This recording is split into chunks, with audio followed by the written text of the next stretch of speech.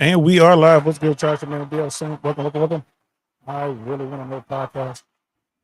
How y'all feeling out there, bro? Happy Thursday.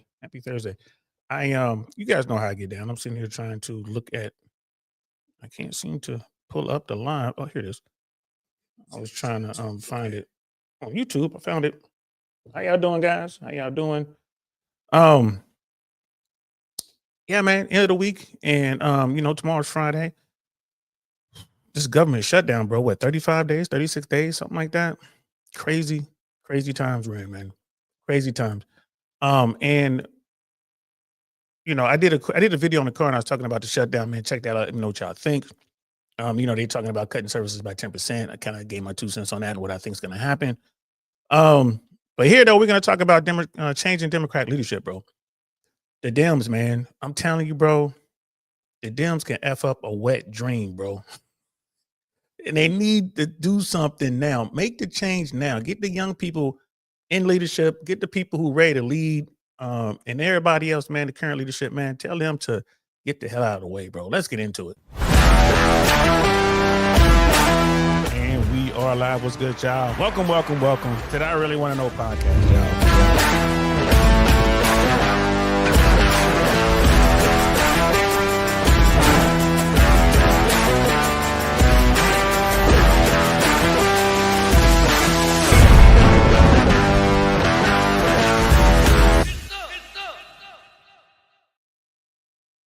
Get some indeed, man. So I appreciate y'all checking this out, man.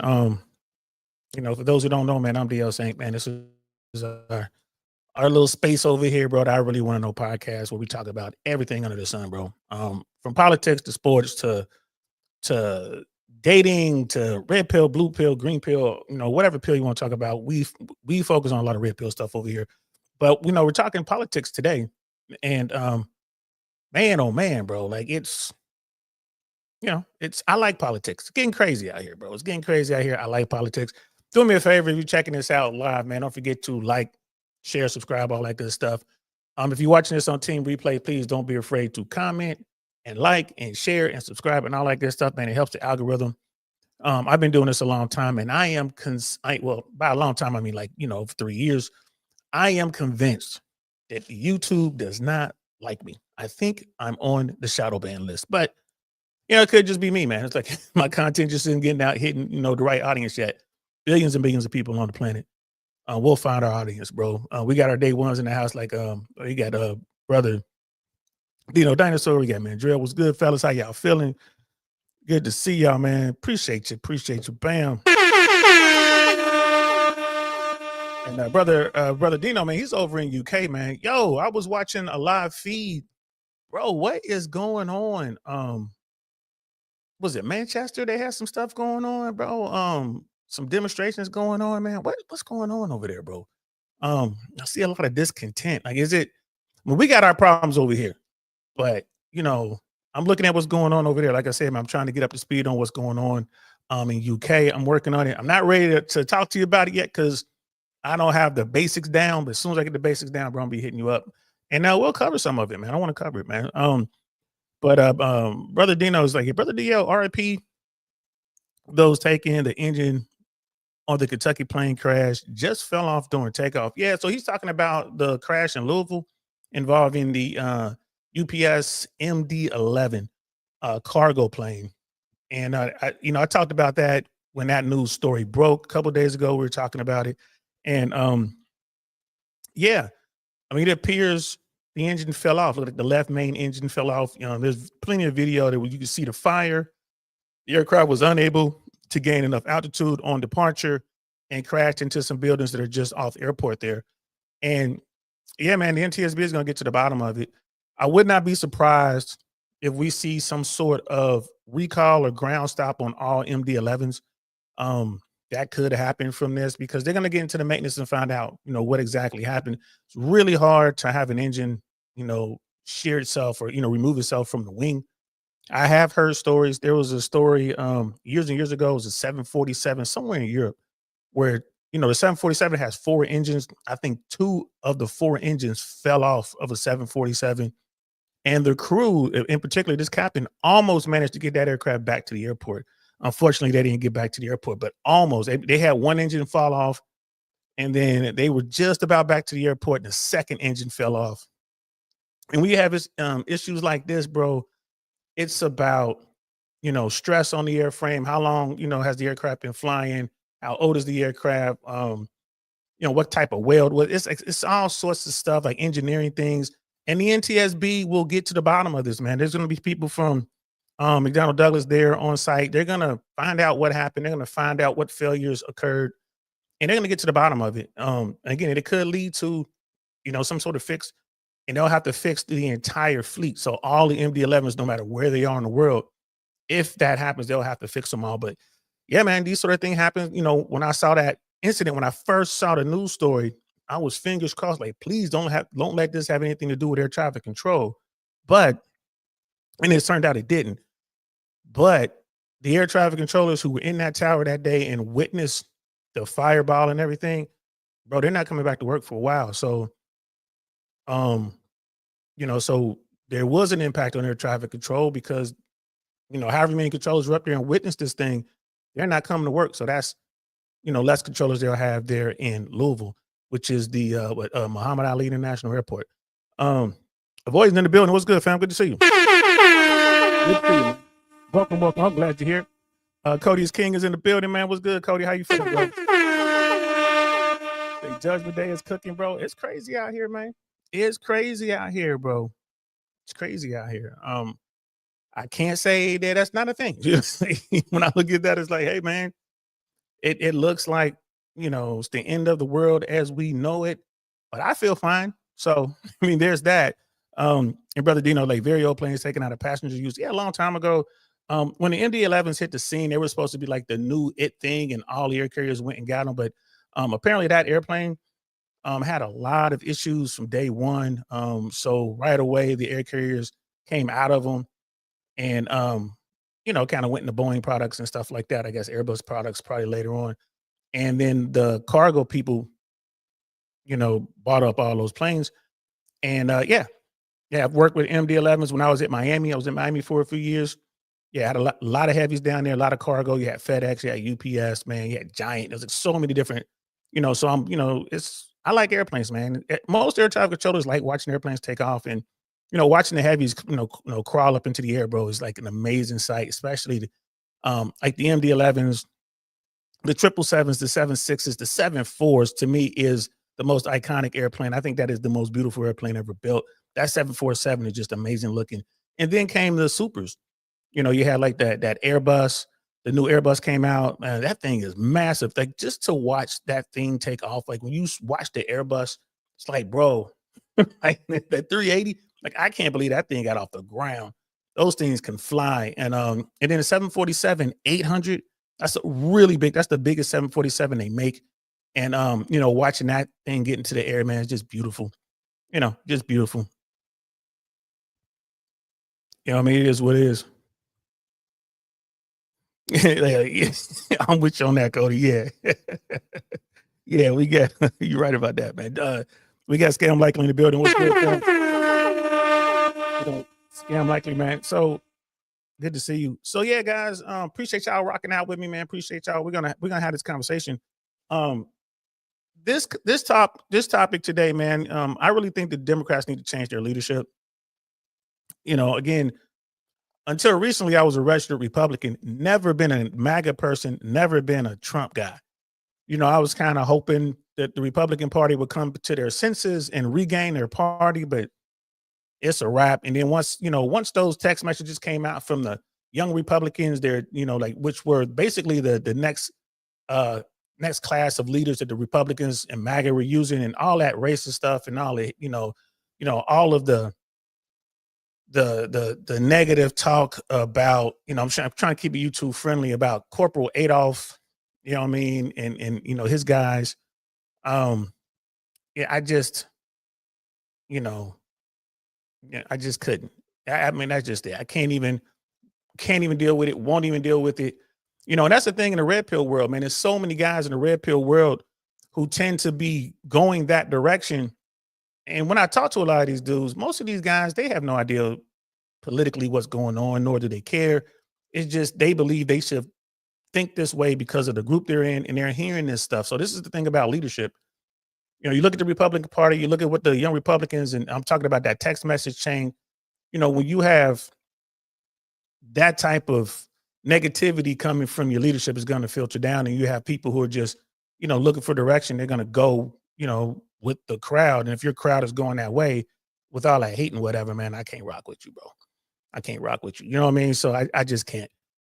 Now, that doesn't mean I don't talk to people. That doesn't mean I'm going to just be done with you. Like, I can't align myself with you. But, every time I get a chance to talk one-on-one with these guys and pick their brain and make them think, they're like, oh, you're right. It's easy to figure out, who's hardcore and who's not.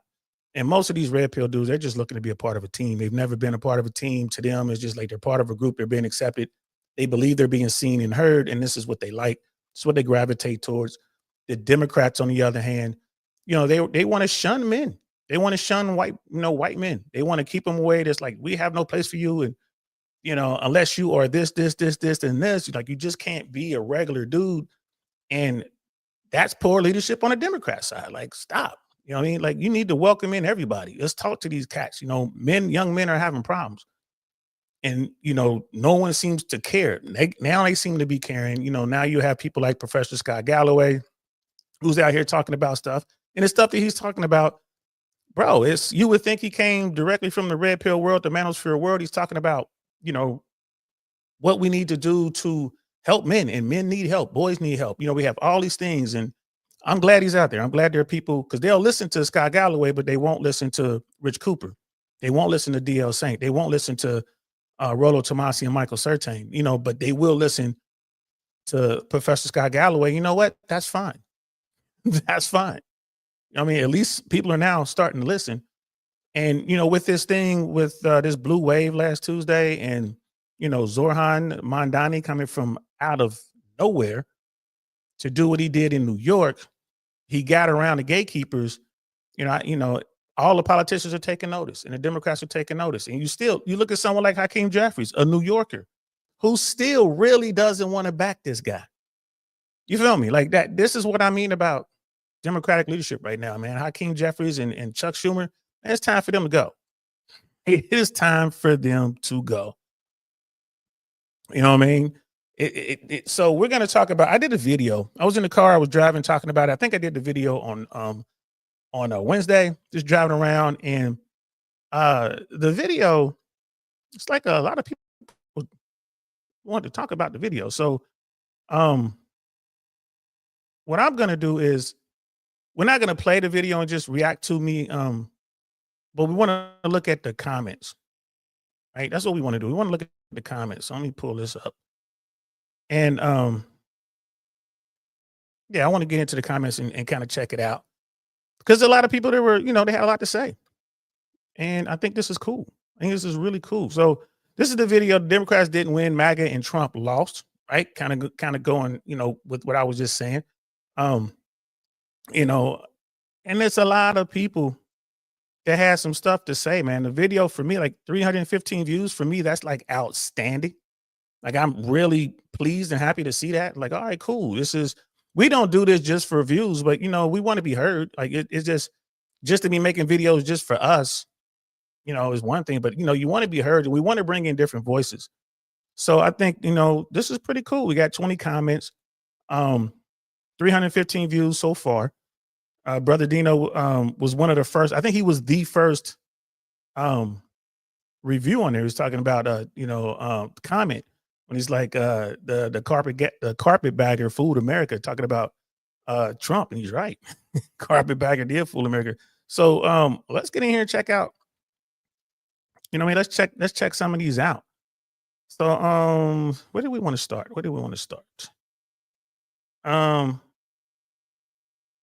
I guess we'll start here at the bottom. So we had a comment here like, this is wrong. Dems fronted some really good candidates. They did loads of messaging, and this guy needs to educate himself. If you did a deep dive on Virginia, then don't even sit here talking nonsense. So I replied to this, right? We have some replies, and he's talking about the Virginia race. The Dems had a good night in Virginia. The Dems had a good night in New Jersey and New York City and Georgia. It was a legit blue wave. It was a legit blue wave, right? And I thanked them for the comment, and I just basically said, what are your thoughts on Jay Jones? Because they're saying, I don't know. I guess I need to do a deep dive in Virginia. Jay Jones is the guy who won the attorney general race in Virginia, but this is the dude who sent a really negative message. He got caught with these messages, calling for the deletion of people and like extremely negative. Like it was like, bro, what are you talking about here? And it got out there. And of course, he did the normal things that Democrats do. I'm sorry, I shouldn't have said that. It was a moment of passion, blah, blah, blah, blah, blah. And this guy went on to win the race. Now, here's the thing. If this were a normal race and, we had just normal Republicans, not Trumpers and Trump and all this MAGA nonsense, and just normal Democrats, that would have been a huge problem. It is still a problem. Like, how do you handle a guy like that that's calling for extreme violence against a political rival? So when I saw that, I just like, hey man, what are your thoughts on Jay Jones? Right? That's just it. You know what I mean? And I guess they came back and it's like, it doesn't matter what I or you think. It matters that better pundits and better people of Virginia rate the candidates they voted for. Okay. That the big fear is that the Dems won't be able to float such strong candidates on other races means you should maybe defer to better minds and opinions. All right. I don't know what that means. I asked them to give me their thoughts on Jay Jones.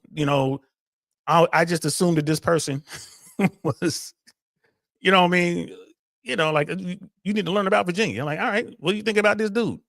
And they can't answer. And this is one of the problems in politics on both sides. If you're wrong, you're wrong. If you're right, you're right. Right. I mean, it is what it is. And we're just giving our opinions, right? We're just giving our opinions. And I'm like, yo, what? This is what we're talking about here.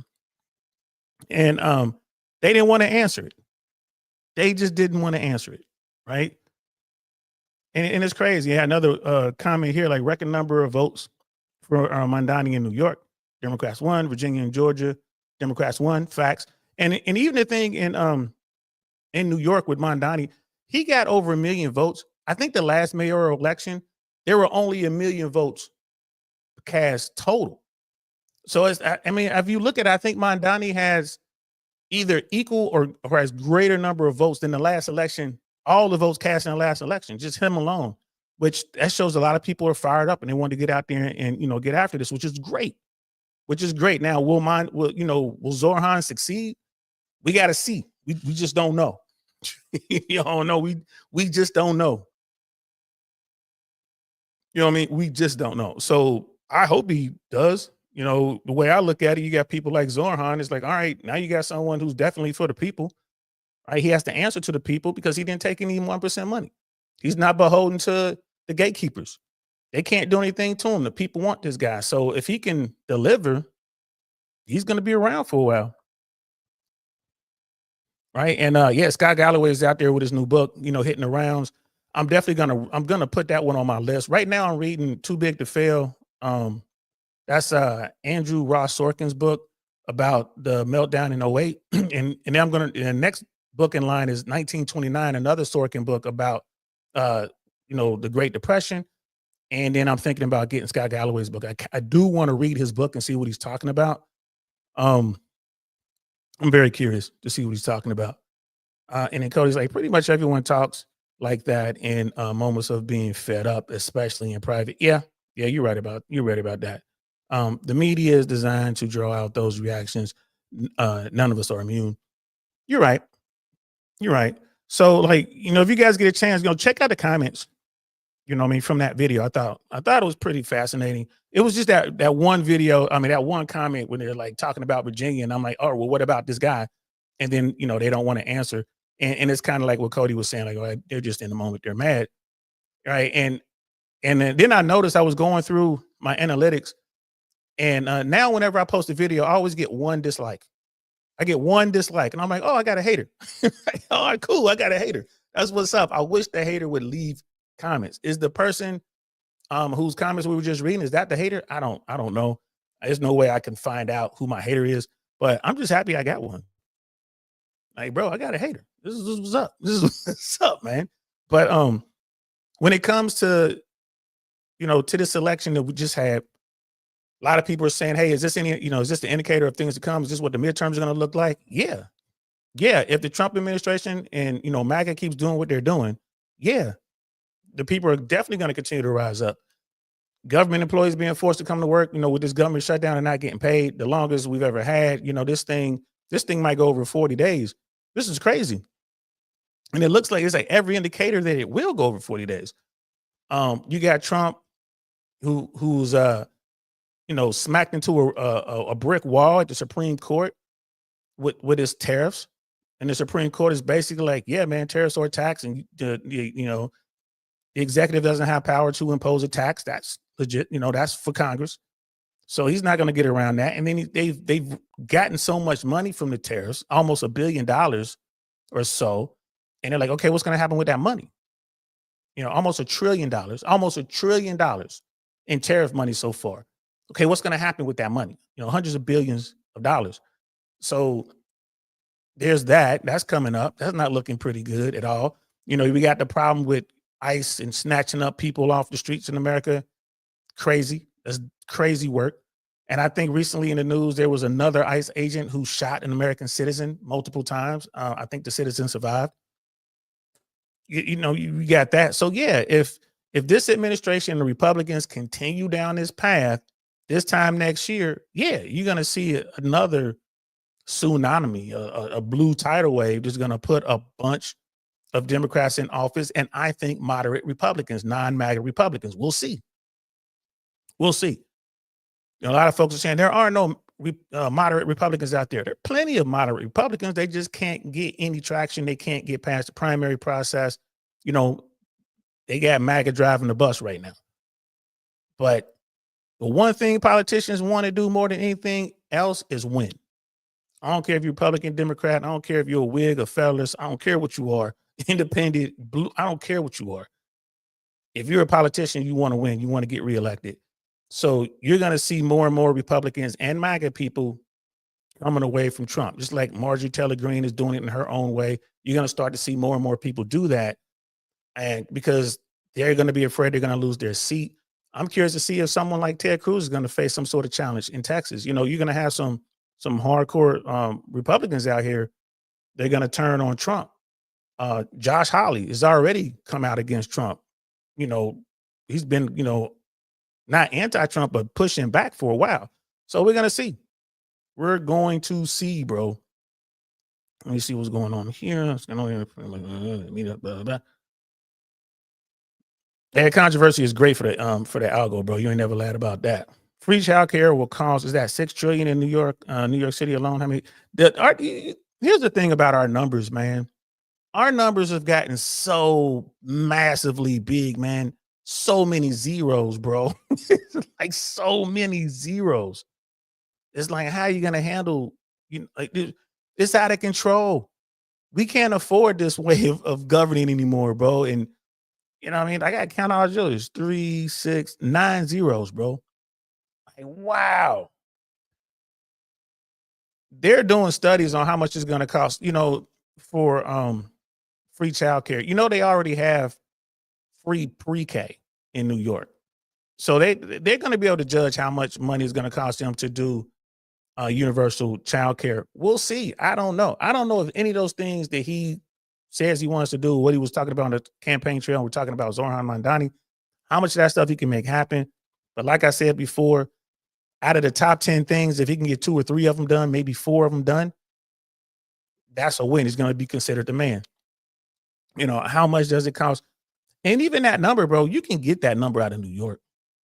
Even if I don't think it's going to be that high for universal child care in New York. I don't think it's going to $6 trillion. I don't think that's going to be that high, but it's going to cost some money. It's going to be up there.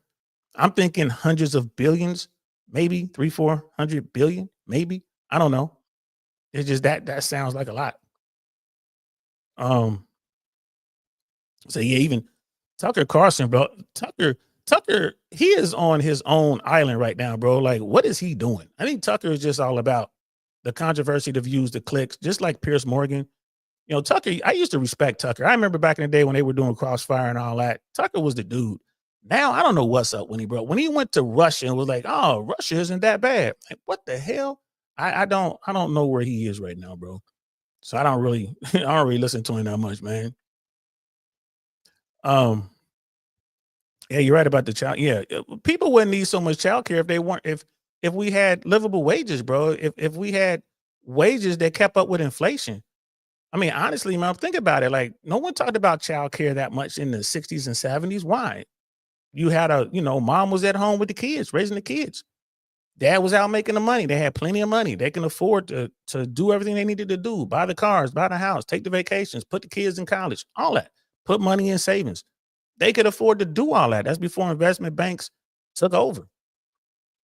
Right. So you're right, bro. There's so many different ways to come at these folks, man, and get what's needed to increase the quality of life. We got Joe Cool in the building. What's good, fam?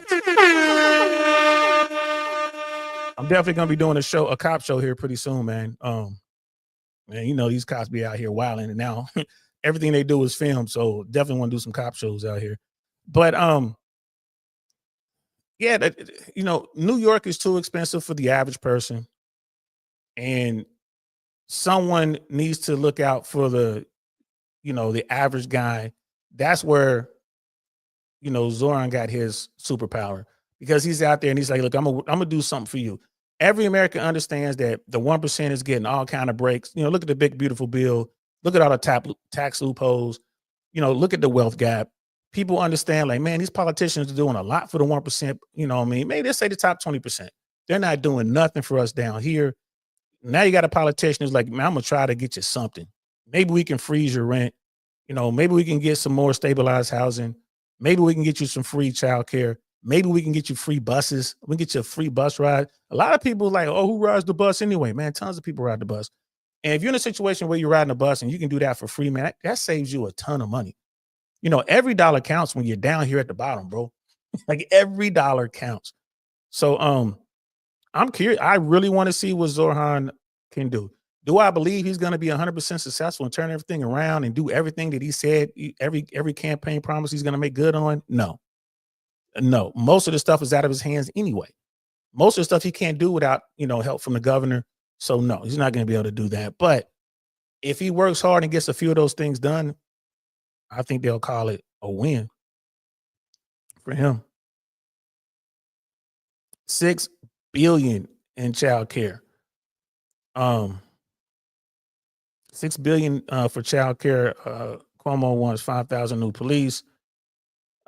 Silva wants 7,000. Is on 0. We'll see, man. New York might not need. When you look at law enforcement, if you're a politician, you say, I want more cops. That's always gonna be like, yeah, we want more cops. We want to bring crime down. Can they get by with better policing if they bring in the mental health specialist that Zoran wants to do to take that workload off of the current police force? Maybe, but then that's going to cost money to bring in these healthcare professionals. Whatever you do is going to cost money. I hear you, brother. Like, Brother Dino, I hear you. I don't know what's going to happen in New York. I just can't wait to see. I'm waiting for January. This guy gets sworn in. Let's see what happens. Let's see. You know what I mean? Like, so I don't, Cody makes a good point there with the taxes, man. The taxes people paying should be covering all these things anyway, instead of further stabilizing billionaires who are only billionaires in the first place due to publicly funneled money. And bro, that's a fact. When people look at the billionaires and the multimillionaires and I'm like, oh, they worked hard. They worked really hard to get where they are. Like, nah, bro, they just got over. Like, they own the politicians. They can change the rules to make it to where they can keep more of their money. And if they can keep more of their money, then they can invest in more stuff and make more money. And then they don't have to pay taxes on that money. It's just crazy. One of the things, again, the Zoran guy said was like, hey, let's up the corporate tax rate in New York to match the corporate tax rate in New Jersey. So he wants to raise the corporate tax rate in the city of New York to match the corporate tax rates, which is right across the river in New Jersey. Okay, give it a shot. Okay, give it a shot. There's a lot of people out there, like the Money folks, CNBC folks and all that, Sorkin and all the people on Squawk Box. They're like, man, that's not going to work. We tried it before. It's not going to work. There's a lot of people saying it's not going to work. They may be right, but we're going to see, because currently it's not working for the people at the bottom. And Cody's right about that. Let people defend themselves. You know, some of the most strictest gun laws in America are in New York City. I mean, bro, it's like if you walk around with a picture of a gun in your pocket, you might get locked up. Right next in New York City. So we got breaking points. You guys know I love breaking points. So we're going to Breaking Points did this. They had a segment on about the Democratic blowout. Latinos, young men are leaving MAGA. They're going to abandoning MAGA. And let's listen to what they're talking about here, man, because a lot of the things that I'm hearing Sagar and Crystal talk about is a lot of stuff that I've been screaming over here. And again, you know, we're small, but a lot of stuff I'm hearing, you know, I like, and it makes sense to me. And this came out, like this thing came out today. The video I did in the car, I did yesterday. So if you hear some overlap, it's just because, you know, I guess we think alike or whatever from, you know, with Sagar and Crystal here. But let's get into it. Let's check this out. Good morning, everybody. Happy Thursday. Have an amazing show for everybody today. What do we have, Crystal? Indeed, we do. We are digging into all of the crosstabs, the election results. How big of a win was it for Democrats? What does it mean? What demographic groups shifted in which directions? We're going to get into all of that. We're also going to take a special focus on how much the economy played a role in Tuesday's election night results. We're also going to take a look at the shutdown. This also connects to the election results. Trump is actually blaming the shutdown and putting pressure on Republicans in the Senate to nuke the filibuster in order to reopen the government. You also have some real fallout now hitting, especially in terms of air travel. So we'll take a look at all of that. Also, yesterday, big day at the Supreme Court. They heard oral arguments with regard to Trump's tariffs, and 6 out of the 9 of them sounded very, very skeptical of the arguments for the government. It is looking increasingly likely that Trump's tariff regime will be struck down. So obviously that is a seismic potential development there we're going to take a look at. Also, a bunch of stuff going on with the ADL. Jonathan Greenblatt actually getting some pretty strenuous pushback from Joe Scarborough with regard to his treatment of Zohran Mamdani. So that is an interesting one. We've also got some AI updates for you. Sam Altman crashing out in an interview after getting a little bit of pushback on whether this whole open AI and AI in general is overhyped.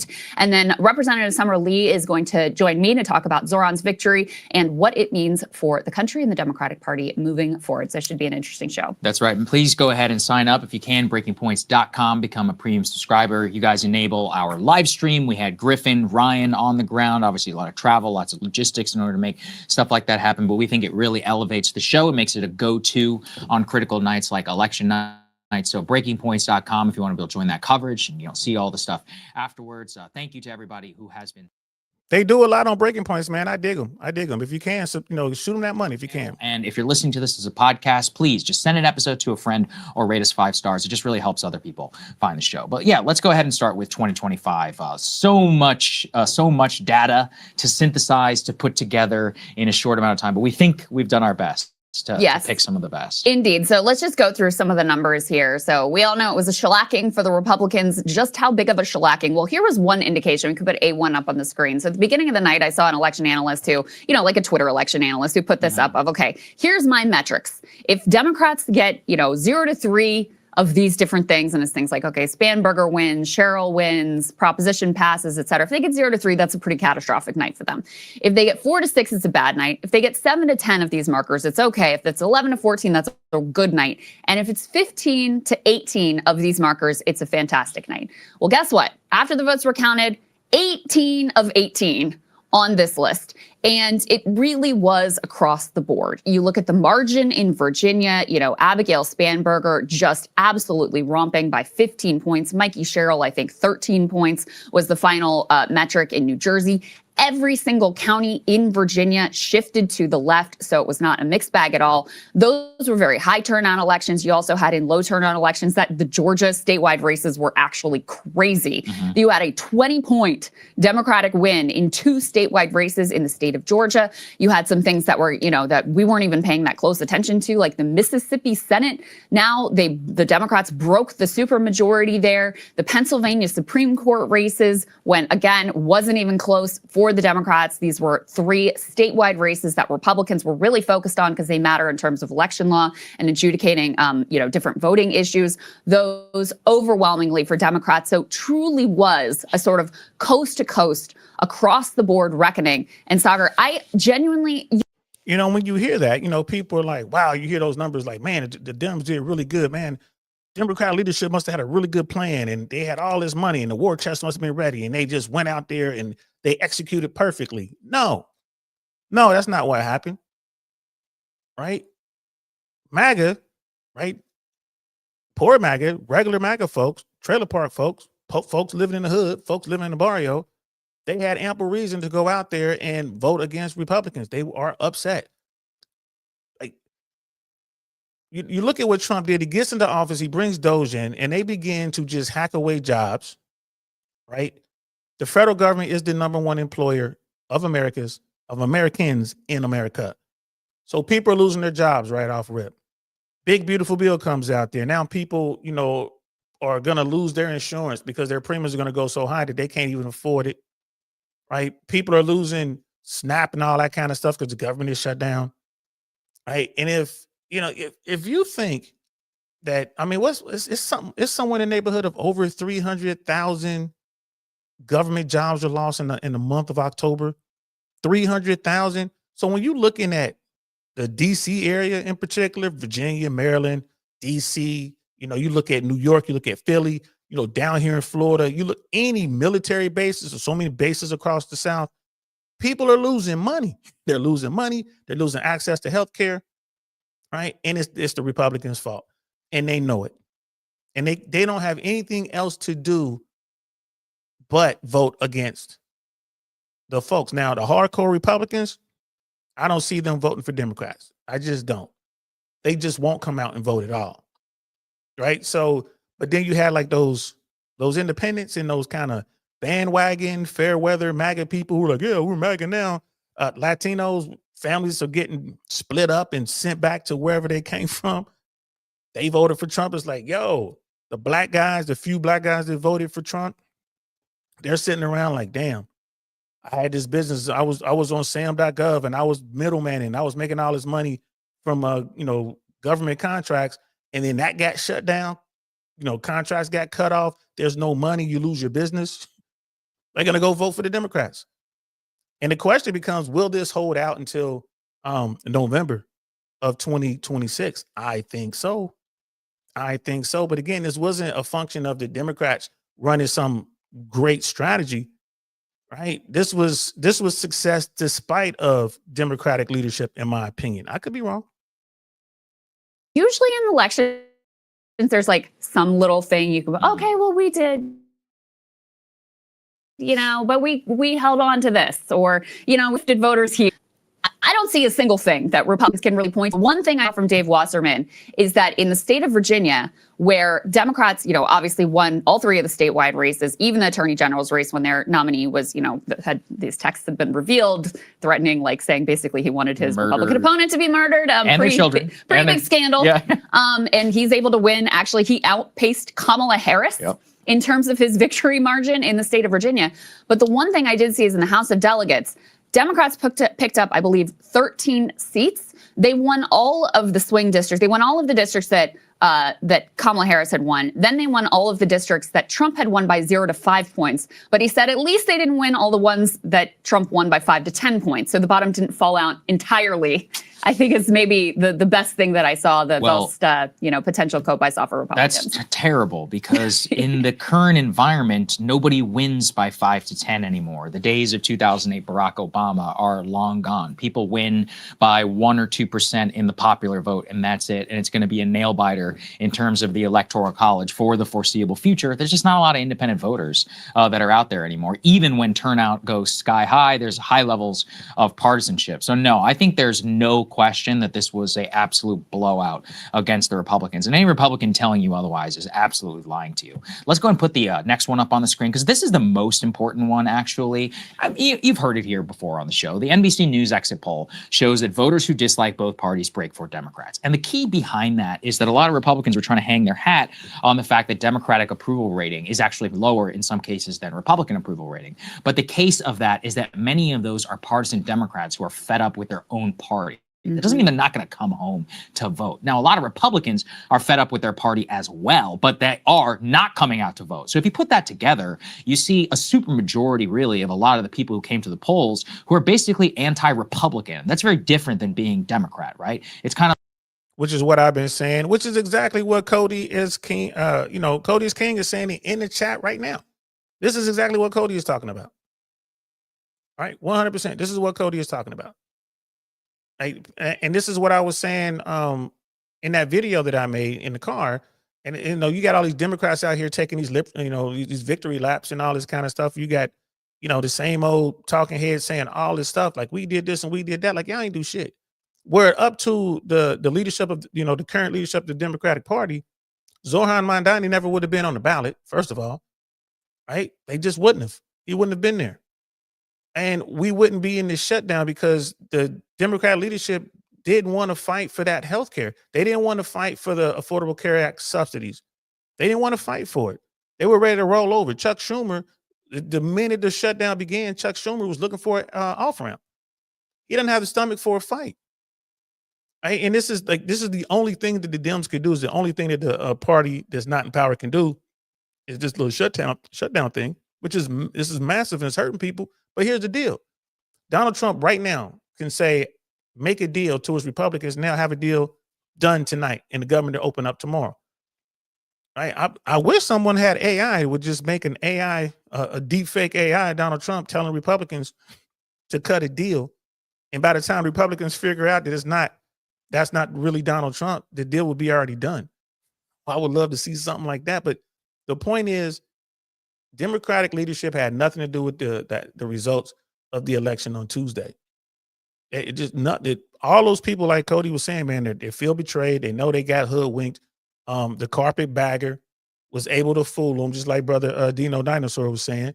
And now they all came out to vote for the Democrats because that's the only way that they could stick it to Donald Trump and stick it to the Republicans.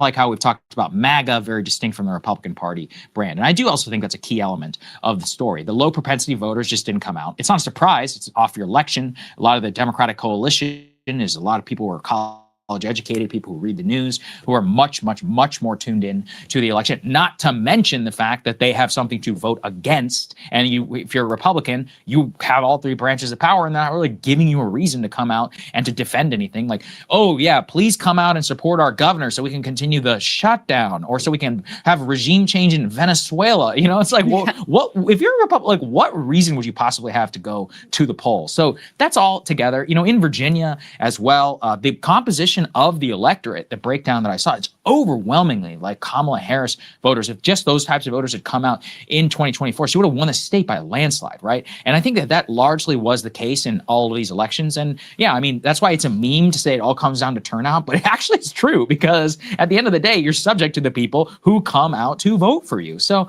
I think that's really the story of this entire night of 2025. And the Republicans are in big trouble on a number of issues. One is the shutdown. And two, and we're going to get to this here in a little bit, they are turning themselves into Joe Biden. I mean, when you're chart posting about why the economy is actually good, you're dead.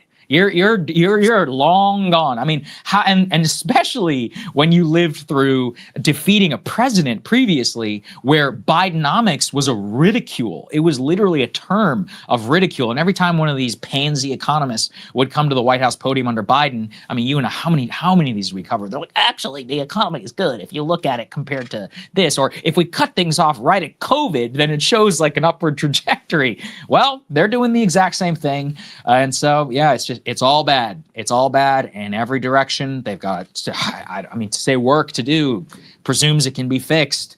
I think this cake is baked for 2026. I mean, and man, you got to think about it. And, yeah, Cody, you're right, bro. I mean, to me, it just seems so clear. This is just basic stuff. I mean, it's like if you're trying to date a girl, right? Let's say you're a grown man and you like a woman. You're a grown up. You're in your 30s. And you walk up to her and you spit water in her face and pull her hair. Bro, you ain't getting the skins, bro. You ain't going to smash her, bro. What's going to happen? You're going to get arrested. You're going to get arrested for assault. But that you just can't. To me, it seems so clear. It's like that's what they did to the American people, bro. They spit in their face. They pulled their hair. They kicked them in the nuts. And you think the Americans aren't going to do something about it? Come on, man. You know what I mean? You think, yeah, there are some hardcore MAGA people out there that no matter what Trump does, they're going to be MAGA all the way.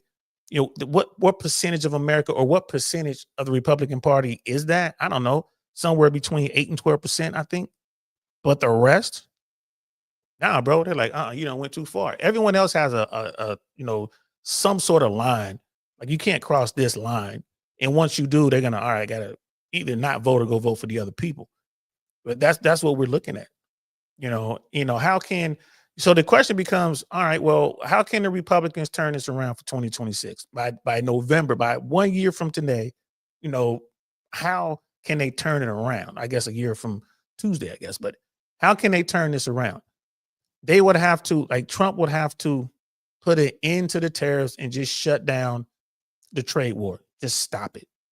Apologize to everybody involved, give them their money back or whatever. Like, hey, so sorry. You would have to do something like that, something massive. You would have to probably turn around and cut some checks, try to figure out a way to do some sort of stimulus and put money in people's pockets. You would have to do something like that. The Republicans will have to come up with a better option than the Affordable Care Act, which the thing with the Affordable Care Act, when they put that together, Barack Obama even said, like, this isn't the best we can do. This is all we can get done. But in his mind, in the minds of all the people who were working on that, it's like, well, we just get this out here and then we'll make this better as we go. And it was the Republicans who were saying that, nope, they want to destroy everything and anything that Barack Obama was working on, right? Even if it means that, people can't get affordable health care. If the Republicans would simply work with the Democrats and just improve the Affordable Care Act, make it more affordable, right? Maybe that means making it a single payer system or making it whatever it's going to be, then we wouldn't have this issue. The Democrats are simply trying to hold on to a terrible system, but it's the best system we have right now. And how many rank and file Republicans, especially the poor ones, are like, oh, I hate Obamacare, but don't you touch the Affordable Care Act. It just shows you right there. I hate Obamacare, but this Affordable Care Act is good because I can get coverage even though I have pre-existing conditions. I can get my kids coverage even though they have, these horrible pre-existing conditions. It's going to cost a little bit of money, but I can at least afford it. And then you tell them like, well, that's the same thing. The Affordable Care Act is Obamacare. No, it's not. Our representative said they were different. No, it's the same thing. And they're like, oh, in that case, no, we need the Affordable Care Act. So that's why they're voting for Democrats, because they're like, bro, I don't want to lose my insurance. We live in the richest nation the world has ever seen.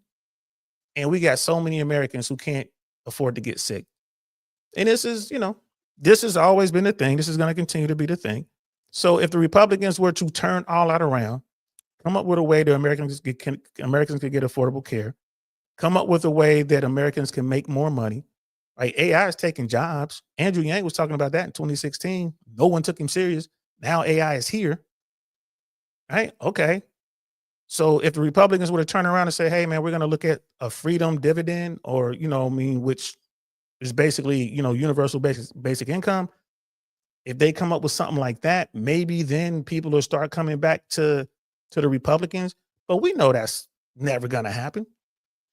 They're not going to do any of that. Trump ain't going to do. Trump just wants to make as much money as he can in the next, 2 years and change. Trump doesn't care, bro. He's going to continue to sell pardons and, make money on his brand. I can't say I'm mad at him. That's just who he is, bro. You know what I mean? That's just who he is. Cody is saying, yeah, just like, well, before that, man, it was like, it's funny. It's funny as fuck when they start lecturing the poor that communism is going to make the average, plebe poor when they are and have been already. Yeah. Yeah. Broke Americans already ain't got nothing. This is why they're voting for the Dems. This is why they're voting for the socialists. I'm like, well, damn, at least dude's gonna give me a little something. Damn, I can't get something out of this. That's what's going on. People see it like, man, Americans are sick and tired of this corporate socialist free market that we have, right? They're sick of it. Americans remember what happened during 08. Americans pay close attention when banks get bailed out, corporations get bailed out. What if this AI bubble bursts? What's going to happen? The government's going to want to bail out all these tech companies. Is that going to be a thing? Man, who knows? Like, who knows? Yeah, man, just like raising the police budget and hiring more corrupt cops to reduce the crime they already do nothing about, right? And make more laws they don't enforce. It's all gaslighting while they rob you. And that's a fact. That's a fact. We see how corrupt cops are. People like me has been telling the world, especially every American that would listen, the police are corrupt. Fuck the police. Listen to any rap song back in the day. Listen to NWA, bro. Listen to KRS-One when he talks about was something cops. Damn, I can't think of something cops. Damn, I can't think right now, guy. My bad. My age is showing. Black cops. Black cop was one. Black cop, black cop, black cop. That was it. And he was talking about how corrupt cops are. After police, we already know NWA, right? It's cops have always been like this. Now we got it on camera. Cops are breaking the law on camera. I guess they forget they got a camera on their chest, and they're violating people's civil rights. They're violating the Constitution, breaking laws, robbing folks, planting evidence on camera. You know what I mean? People just be shocked. Like, I can't believe, I can't believe that they're actually trying to get away with it. They're doing it on camera. So yeah. And Cody was saying UBI is coming one way or the other. Right? They'll just call it something different. Yeah, they're gonna call it the freedom dividend. That's what Andrew Yang was calling it when he was running for president. Hilarious. But you're right, they're gonna call it something else. And there it is, like you said, freedom dividend. But I mean, here's the thing, man. I don't understand why the 1% doesn't realize that if they take all the money, if we don't have a vibrant middle class, there's no one left to buy the stuff that they're making. Hey, so if you use AI to take away all the jobs, if you can't get you a job at the grocery store or at the warehouse or wherever, making a decent livable wage, like a decent minimum wage, well, who's going to buy all the stuff that's being created and stored in these facilities or whatnot? This is the problem with the 1%, man. Their greed is just insane. Nah, bro, keep spamming. I ain't mad. I appreciate you spamming the chat, man. And brother Dino was saying in 2016, Bernie said transferring to single payer healthcare would cost 21 trillion. Look at all them zeros, bro. We're at a place like, man, look at all them zeros. I think that when we say trillion or billion or million, I think we kind of lose sight of how much money that is. Look at all them zeros. We should always have to write all the zeros out. Like news people should always have to write all the zeros, bro. 3, 6, 9, 12 zeros. Wow. We should have to write all the zeros out, bro. Anybody looked at the debt clock lately? Where are we? 38, 39 trillion in debt right now? Has anyone looked at our debt clock? It's got to be up there. Like, it's got to be up there, bro. And this is unsustainable for one. And the whole world is tied to our economy for two. So if America goes under hard, the rest of the world collapses hard. Then there's a race to who comes out of it faster. And bro, we're at 38 trillion right now, debt clock. $38 trillion. We're never going to pay that money back, y'all. We're never going to pay that money back. What is that? And it's not like I'm good with math. I think I remember reading this somewhere. That's somewhere like $10,000 or $15,000 for each American or something like that. If you break it all the way down, like each American owes $15,000 and growing or something like that. It just, every zero is just an example of what we have lost. Yeah, man. Great point, man. But it just, it's out of control. We are never, ever gonna pay that back. Right? We're never gonna be able to pay that back.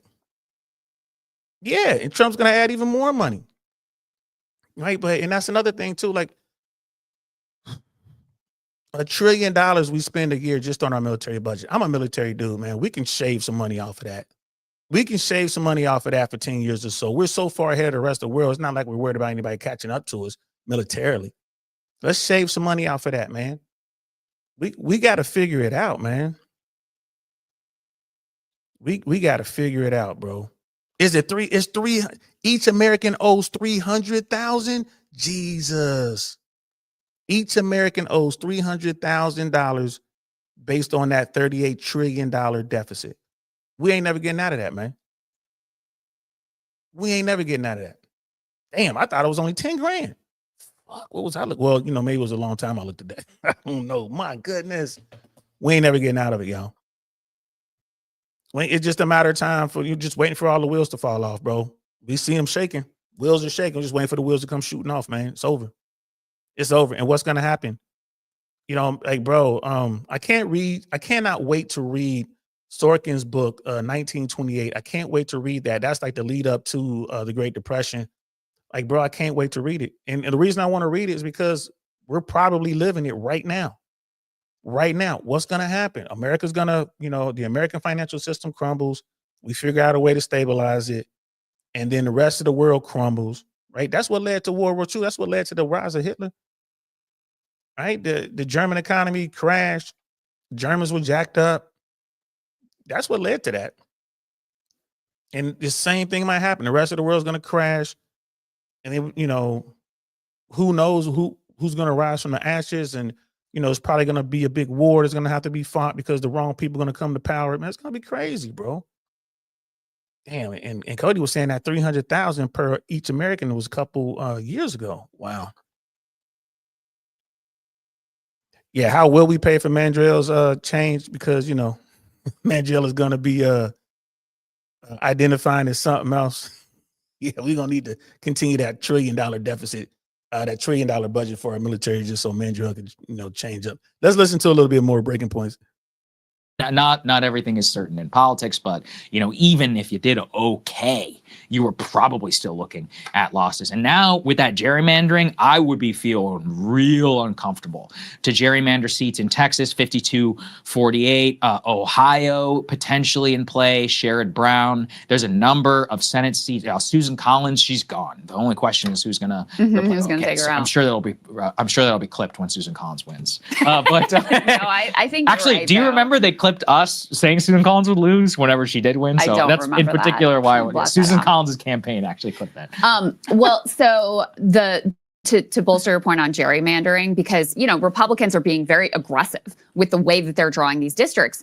And the assumption underpinning that is that any Republican is going to be able to more or less maintain the Trump voting coalition from 2024. Mm-hmm. I don't know why they think that is happening. And, if they were unclear on how much people have shifted away from Trump and how much, look, it's never been the case that a generic Republican is able to pull together the same coalition as Trump. Yep. But also a lot of those voters have moved away from Trump too. And so one of those key demographics, of course, Latinos. And we can put A3 up on the screen. This is the overall Latino numbers. You can see the shift here. This was an area where Trump was very proud of his progress. And so they say that Latino voters swung hard in the GOP's favor nationally last November, with the presidential winning 46% support to Harris's 51% with Latinos. On Tuesday in New Jersey, the answer was no, that they could hold on to them. Sherrill won 64% of Latino voters to Chitterelli's 32%. That is per CNN's exit poll. We got more. The next element we can put up on the screen as well. So this was Steve Kornacki, I believe, polled all of his municipalities that are 60% plus Hispanic. So you can see in 2024, Trump even won one of these districts, Passaic. Trump got +7. This time around, Mikey Sherrill +26. In every single instance, you see massive swings, like 30-point swings. Double digit at least, and some of them are like 50-point swings towards the Democrats here. And so again, when they were drawing these districts, particularly in Texas, they were assuming some level of strength with Latino voters, and that is far from a certain assumption at this point. And just to give you one example of how tightly they're drawing these districts, in Utah, they drew 2 districts that are now swing districts. One of them was Trump +2, and the other was Trump +6. Democrats now have a real shot to pick up 2 seats in the state of Utah because of the way that they drew these maps.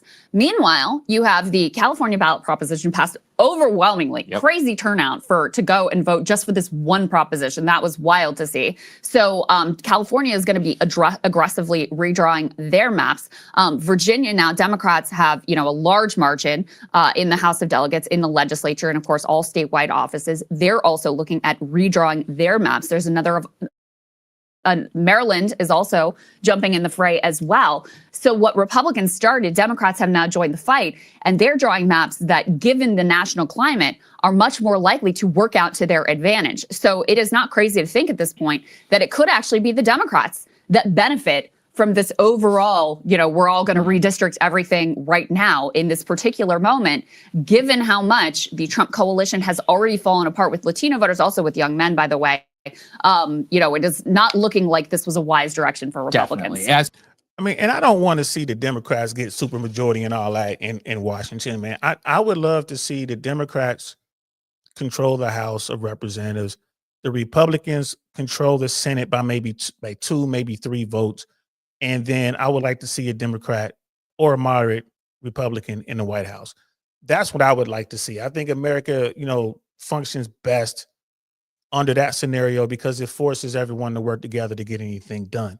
The biggest problem has been this supermajority thing. We want the supermajority where we can just shut out the other party. And then that's when you get all the crazy ideas and all this kind of nonsense, right? And no one has the ability to stop the White House or Congress or whatever. But who knew that the Supreme Court would stand up against Trump with these tariff things? Like, they're standing up against Trump. So you got that. And then once the Democrats get in during this midterm, Trump's going to spend 2 years, it's going to be all about impeachment and all that. This time they might actually get him out of office. There's going to be impeachments, and if they can get him removed from office, they will. But I don't know. It's just going to be a big waste of time. You know what I mean? And the whole thing with what you're talking about here, Cody, yeah. When you look back, pre-World War II, what the world didn't really have as a superpower, kind of like America. I think France was the superpower back then. Just sheer size of the military, the most high-tech military they had more tanks than anyone. They had the Maginot Line. All the guns were pointed at Germany. They knew if it was going to be a problem, it was going to come from that direction. And but they had terrible leadership, and they didn't have the stomach to stop the German government early. You know what I mean? When Corporal Adolf took over. So if we go through this cycle again, where the world collapses, and then there's some faction, some crazy faction takes power somewhere, America still has its military. Right? You think pre-World War II, America didn't have a military like that. We didn't spend the way we spend our military today. America had to gear up. We had to stop making, stuff for civilians, and all the factories went towards the war effort. Mind you, we don't make anything now in America. We don't have those factories anymore. We don't have that capability. but we do have the hardware already made. So, if some country somewhere in Africa or Central or South America or somewhere in Asia or Europe tried to jump up, it's like, we're going to take over the world. Now, America will deal with them so fast. So it won't be the same as last time. You know what I mean? Like you won't have that. But I mean, it is what it is. Sure deal, but unfortunately that situation, which would facilitate working together, turns into both sides putting their foot down and doing nothing except when it comes to raising their own pay or deals for their corporate owners. Facts. We really need to take the dirty money, the dark money out of politics. We need term limits in the House. We need term limits in the Senate. We need to overturn Citizens United. And I think that would help. But you're absolutely right. They're not going to work together. They'll, like you said, they'll entrench themselves. The only time they work together when it benefits them. I think one of the things we should do, it should be a law. It should be entrenched in the Constitution that when the government shuts down, the politicians don't get paid. When the government shut down, nobody gets paid. I guarantee you we wouldn't be looking at 30 days plus of a shutdown government if those politicians were not getting money. Guarantee you. And I think it's the senator out of Rick Scott, senator out of Florida, is trying to make that happen. Rick Scott's a multimillionaire, if not billionaire, but he's trying to put the law on the books like, hey man, if government shut down, y'all don't get paid either. Or he doesn't get paid. Well, he's already wealthy, but politicians don't get paid if the government shut down. And if that were the case, man, we wouldn't have these government shutdowns. For real.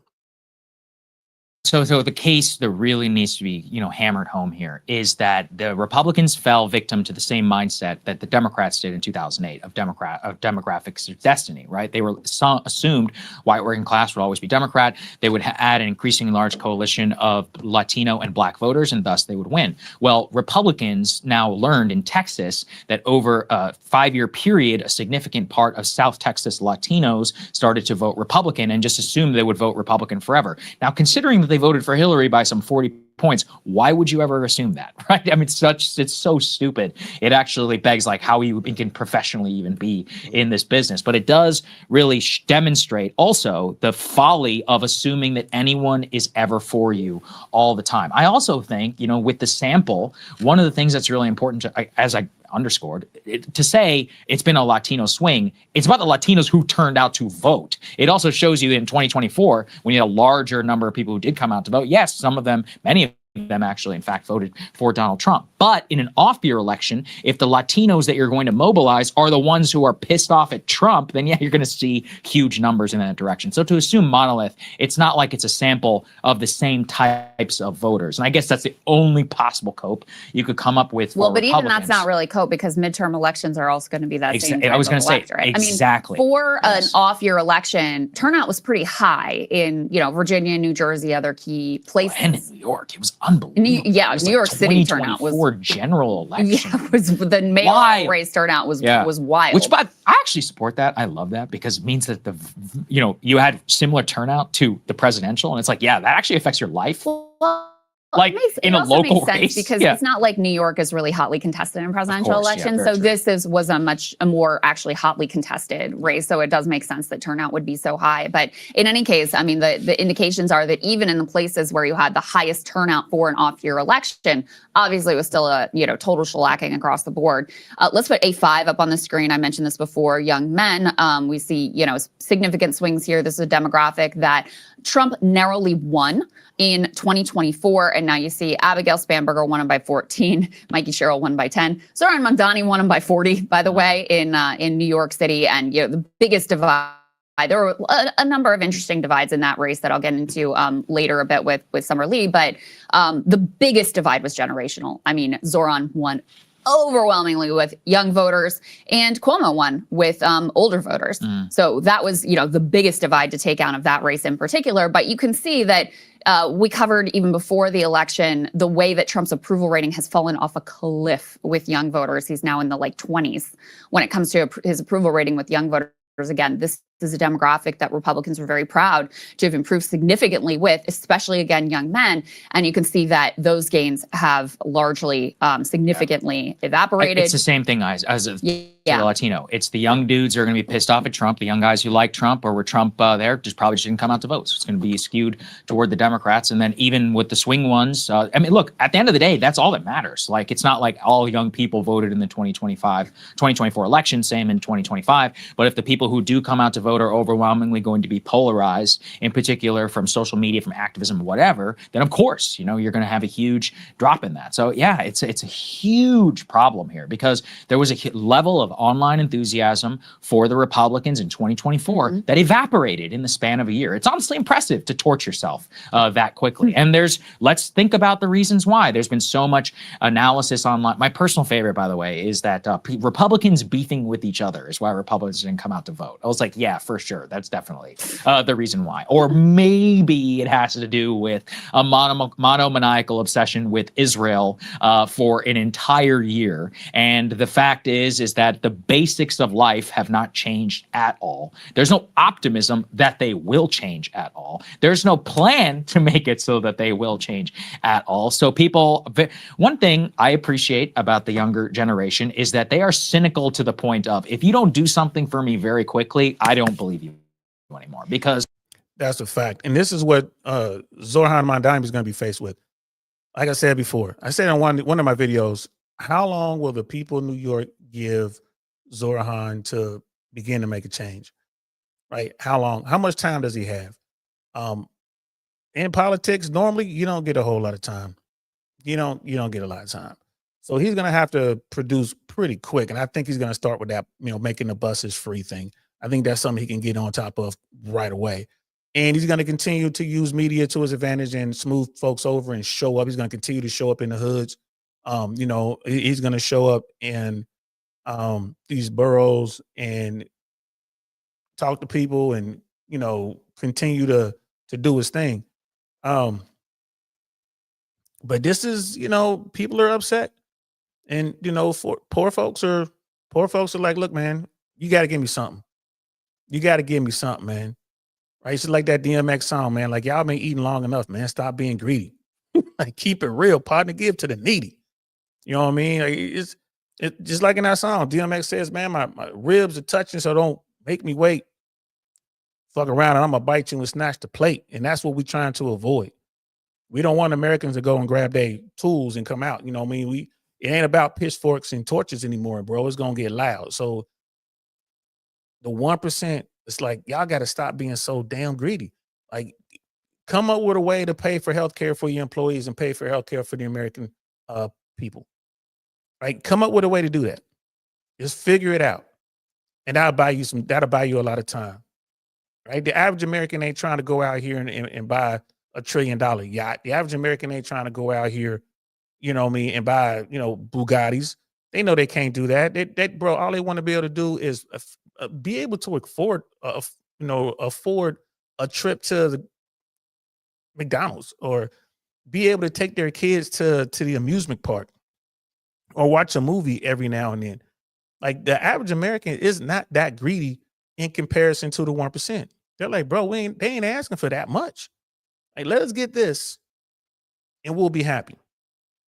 I remember growing up, bro, like growing up in the Midwest, growing up in Cincinnati, bro, like the highlight of every year was going to the park with the family and having a barbecue and playing softball and listening to music and just having a good time. You can't afford to do that today. You can't afford to do it. You can't afford to go buy the food that you need to barbecue. You can't afford to go buy a baseball glove and some bats, right? You can't afford it. You can't afford to reserve the shelter at the park. You can't afford it. Like, damn, that's all, people ain't saying, hey, man, I want to go to Bora Bora. People ain't saying, like, we want to go to Tulum. They're like, bro, we just want to be able to go to the park and have a good time with the family. You just can't afford it. Then if you go to the park, you got to bring your heaters with you because, you know what I mean? You got to fight the young, knucklehead kids out there. You got to fight them away. If you do go to the park, you're going to hear some popping. We didn't have to worry about that back in the 80s. It just wasn't like that. The average American just wants to be able to live their version of the American dream. Simple as that, man. They don't want a private jet. They ain't trying to have all that, right? But the more the 1% takes from the middle class, because I don't believe we have a middle class anymore, right? Until we have a middle class, until we restore our middle class and have a vibrant middle class, this gap between the haves and have-nots is only going to increase, and then people going to do what they got to do to get it. People out here getting that thing and going out there, they're going into the grocery stores and they're stealing chicken, they're stealing eggs, they're stealing milk. Bro, they ain't out here, stealing Jordans. They ain't out here trying to steal sunglasses. They are out here stealing food and the necessities they need to feed their family and take care of their family. That should tell you all you need to know right there. I mean, that's it. It's like, bro, what you doing? Like, man, look, I had to take this, man. We ain't got no money. I went to the grocery store yesterday. My daughter and I, we just got a few things. We got just a little bit more than we normally get. It's like $155, bro. Last year, that same trip would have cost me maybe $80. My daughter and I, we play a game. Like when we're sitting there, we're like, I never go to the self-checkout. I always go to the checkout with a human. So we play a game and we try to guess who can, we guess how much this stuff is going to cost. We look at the cart and, they're ringing it all up and I'll give a number. My daughter gets a number and whoever's closest wins $1. That's what we do. And we're going through it, beep, beep, beep. We're going through. We do this all the time. Beep, beep. My daughter gave a number. I gave a number. I gave the highest number. I was like 95. She gave like 80 something. Right. When it was all said and done, it was $155. We're not both off that much. Like we normally, when we play that game, we're normally within, plus or minus $10. Right. Like, we normally close. $155, bro. Neither one of us were nowhere near that. I'm like, damn. And my daughter was like, yeah, Papa, you're right. Stuff is more expensive. Right. I mean, this is what Americans are looking for, bro. Like just to be able to live, and we see how the 1% is living, with this technology, bro. Everybody's seeing it. And yeah, most of it is, highlight reel. Most of it is BS, but people think the 1% is living like that, bro. They know where you live. They come into your crib. And then the 1% is like, well, we'll just hire security. Who? You going to hire another 1% to guard your house? He needs to guard his house. Who are you going to hire? You're going to hire someone from the bottom 99? Them the ones out there stealing food. So you're going to hire them, give them weapons and put them inside your gate? Guess what? They're going to open the gate for me. And we're going to come in here and take what we need and we're going to leave. This is why, like, I tell the 1%ers, like, man, y'all got to stop, man. There's a such thing as being too greedy. Stop being so damn greedy. It's going to cost you in the long run. Cody's saying, I think you're right, DL. If they don't appease the mob, one day they will wake up skinless. That's a fact, bro. People can argue they deserve it, bro. Long time coming, man. And that is sad. You're right. And when it happens, man, when the French Revolution kicked off, bro, or when the Bolshevik Revolution kicked off in Russia or whatever, wasn't nobody feeling sorry for the bourgeoisie? Wasn't nobody feeling sorry for Marie Antoinette? Right? When they put her up on the gallows, bro, and up on the guillotine, wasn't nobody feeling sorry for her? They don't feel sorry until years and years later, centuries later. But I don't, it's just this greed, man. This American greed thing is crazy, man. Right? And you're right, man. Back in the day, you can have a regular job as a police officer, fireman, or something like that, man, working in a warehouse somewhere, driving a bus. My father was a bus driver, man. Right? And, you get a place for $30,000. Right? I was like in Cincinnati, Ohio, man. You get you a nice house for $50,000. I remember that same house right now. It was in my neighborhood. I talked about this not too long ago. I'm looking for some property in Cincinnati. It's a multifamily. It's a multifamily on the street I grew up in Cincinnati, Ohio, on Glenwood. Right? On Glenwood. Right around the block from where I grew up. And this thing is like $600,000. When I was growing up, man, this property was $30,000. 600. Correction. It was I lied to you. It wasn't 600. That was another property. The Glenwood property was $365,000. That's what it was. $365,000 for this family. So fourplex in the hood, bro. You hear what I'm telling you? In the hood. Like, we ain't talking about, oh, this is like this is nah, bro. This is where remember I told that story. I was walking to school one day and I found a gun. Yeah, it was that street. That street. $30,000 max when I was growing up. Now, $365,000. Jeez Louise. Right? What Cody is saying in the chat, that's perfect, man. He's hitting it, he's up in Canada. You know what I mean? Wages in America, in North America, I'm sure the story is the same in Canada, and we know what's going on in Mexico, have not kept up with inflation, period. And then you wonder why people can't buy anything. And then kids are like, I'm going to go to school, I'm gonna get a degree, and I'm going to come out and make all this money. AI's taking those jobs. So now they come out, I was talking about that. My daughter's looking at colleges, bro. University of Miami, man, $50,000 a year. University of South Florida here in Tampa. I think it was like $45,000 a year, something like that. FIU, Florida International University, Florida FIU, yeah, Florida International, I think it is, down in the Miami area. FIU is like $15,000 a year. That's one of the cheaper ones. So you come out of college, bro, with all this debt, and you can't get a job. Stop it. And it all boils down to politics. It's who we put in office. It's who we send up, to city, who we put in City Hall, who we put in the state capitol, who we put in DC. They come up with these laws. They come up with these rules. And if they've been protecting the 1% for generations now. And now we got a race where it's one guy in the city of New York who's like, hey, I'm gonna look out for the small man. And I think that's gonna catch on this midterm. I think you're gonna see this pendulum swing back to help regular Americans, because the American dream doesn't work if you don't have everybody in America able to participate in that. Simple as that.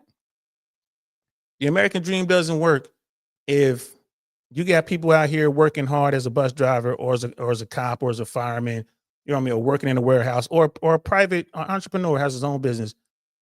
If they can't buy a house and have enough money left over to save for a rainy day and have insurance and be able to send their kids to college and buy a car, if they can't do those things, that should just be basic for America. If they can't do those things because they're not making enough money, because that money is going to the 1%, they're going to go take that money. You feel me? And you don't have to be a gangster. Like, yeah, I grew up in a rough neighborhood, but guess what? At some point, you're going to get tired of that shit, bro. You ain't going to sit around and listen to your kid scream or listen to your kid laying there in agony because you can't afford no medicine, bro. You're going to go get that medicine, bro. That's where we headed. Forget everything else. I don't want to see that in America because that's going to get ugly. We got more guns in this country than we got people, bro. And when folks get desperate, this is what they're going to do. This whole thing with Mom Donnie and everything else, this is the last ditch effort, right? If we don't put politicians in office, or if the current politicians in office don't help the average American, it's going to get ugly, people. It's going to get ugly. Let's continue. At a certain point, we've seen the movie so many different times that after the one big beautiful bill, you're like, look, I've explained it here. We only open the tax code once every 5 years. So they opened it and that was it. And we got extension of the tax cuts, and nothing is really changing in terms of housing policy, industrial policy, whatever, anything. Like,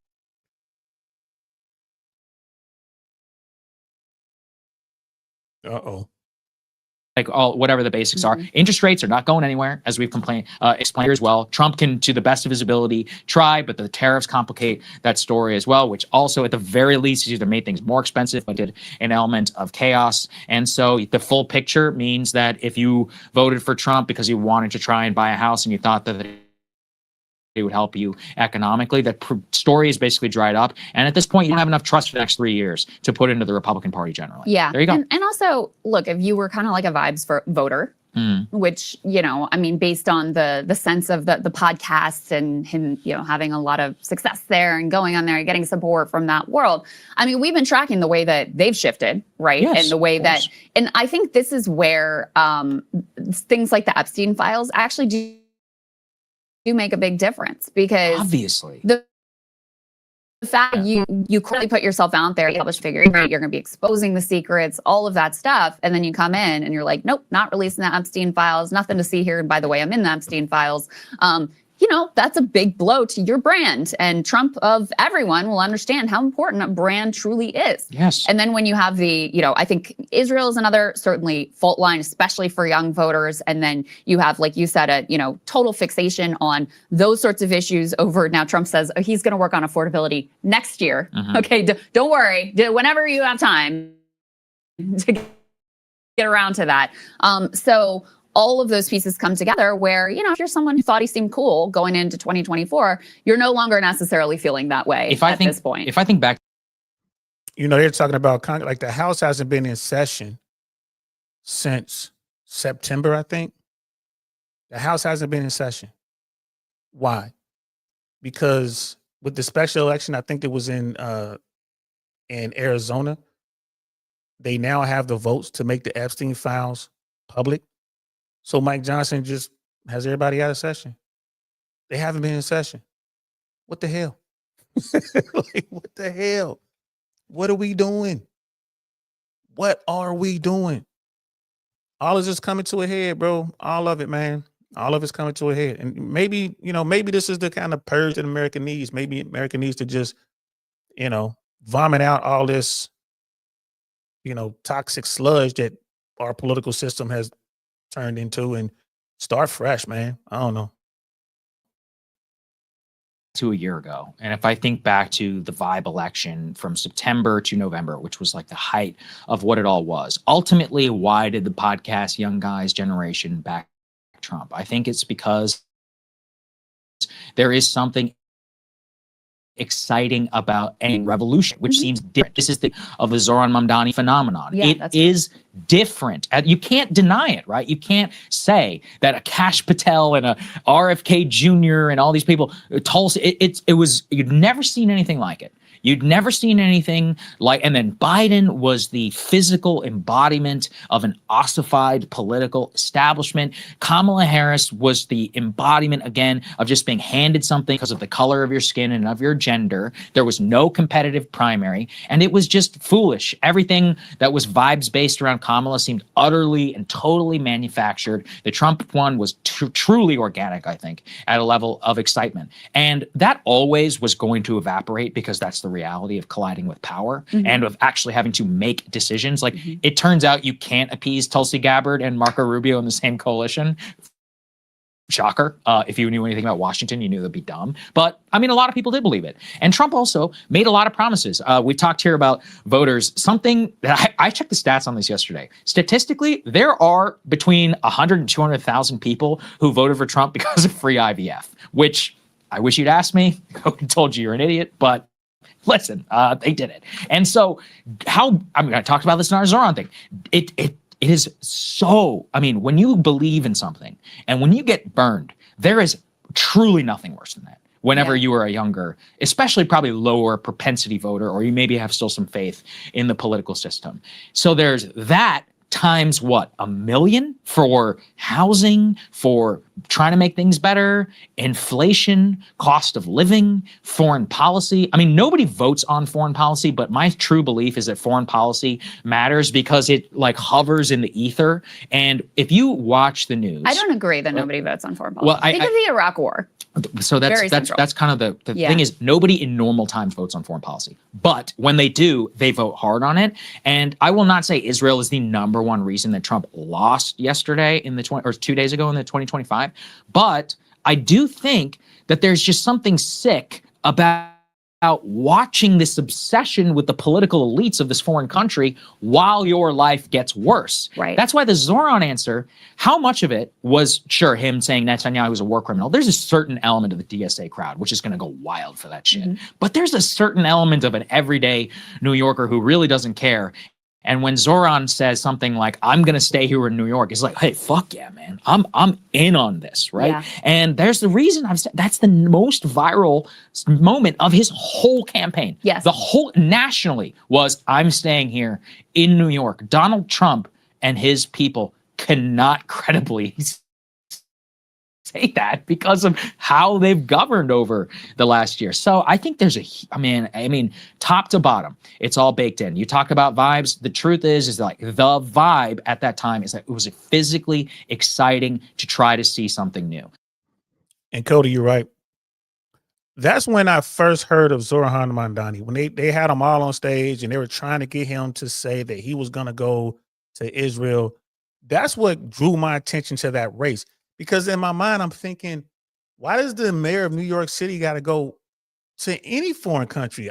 Israel or Germany, Japan? Like, why? Why Canada? If Zoran Mamdani was going to go anywhere, it would make sense that he would go to Canada because that has a lot to do with New York. Right? Like, the state and New Yorkers, like the city of New York, I can see if you're going to go to any country, you go to Canada. But when he's like, nah, man, I'm here for New Yorkers. That's when I started watching this dude. That's when I kind of, I would, every other week or so, I would kind of peek in, see what he's doing. I started, looking at some of his local interviews, started reading some stuff on him. I'm like, yeah, dude made a stand. And again, he was the outsider who got around the gatekeepers. They thought if they do this, we get him to say that he's not going to go to Israel, they're not going to follow this dude. And it shows you how off they are. It's like, bro, everybody was like me, looking at it like, I'm not a New Yorker. I'll never be a New Yorker. But I was, that was interesting, right? Who is this kid? And then they tried to make it into, well, he's Muslim, so it's about hatred and this and that and blah, blah, blah. I'm like, it sounds like a dude who's going to focus on his city. Sounds like a dude who's trying to help the people of his city. And look, all these months later, he's the next mayor. So, and this is what I mean about, Democratic leadership, bro. Yeah, and you're right. He was the only dude to say it. Everyone else bent the knee. He's like, why am I going to bend the knee to Israel? What does that have to do with New York City? You know what I mean? Like, what does that have to do with New York? Right? He's just, bro, he even apologized for stuff he said in the past. He's like, look, I was young then, being an irresponsible adult means you got to, you have to take ownership when you made a mistake. I made a mistake when I said those things. I want to work with New Yorkers. I don't care who you are, you white, black, Muslim, Jewish, Gentile, Christian, atheist, doesn't matter. If you're a New Yorker, I want to work with you. I want to be your mayor. Even if you don't vote for him, I want to be your mayor. I want to help you out. Now, if you're in the 1%, you ain't gonna like, he's probably telling them like, hey, you're in the 1%. You're not gonna like the way I'm gonna help you because I'm gonna raise your taxes by 2% so we can use that money and do some things for all of New York. But no one's out there saying, hey, man at the bottom, I'm gonna help you. No one's saying that. They're just like, give me your vote. They get your vote and they're gone, bro. Like they're gone. Now we have what that new is. We've lived through it up now for 10 months approximately. That he has been the president. Of that 10 months, nothing's all that different. And if it does, it's worse. So it's like in a worse Israel direction, it's worse economy direction and or flat, which in my opinion is worse because it means that nothing happened about it. And then also, I talked about this immigration. Remember during LA, I was like, the warning is chaos. Is the people who were pissed off about immigration were mad at the chaos of the border under Biden and of the uncontrolled, unlimited amount of migration into the US. But this time around, every fucking story that you read is about chaos with I said this. The video says that how many TikToks are there floating around? I just saw this morning some ICE agent in Chicago charged with a DUI. This is what I'm saying. After he left the Broadview facility. Exactly. Another one was out there bragging about what a good marksman he is after he shot a woman 5 times. So, I think, and to that point, this is what I've been thinking about. I think people, not just Americans, I think people in general will accept a lot of authoritarianism if the trains run on time and their material conditions are improving. It's called China. But... shout out to Benito Mussolini. The trains ran on time in his Italy. Didn't work out good for him though. USA. They aren't in it for the authoritarianism's sake.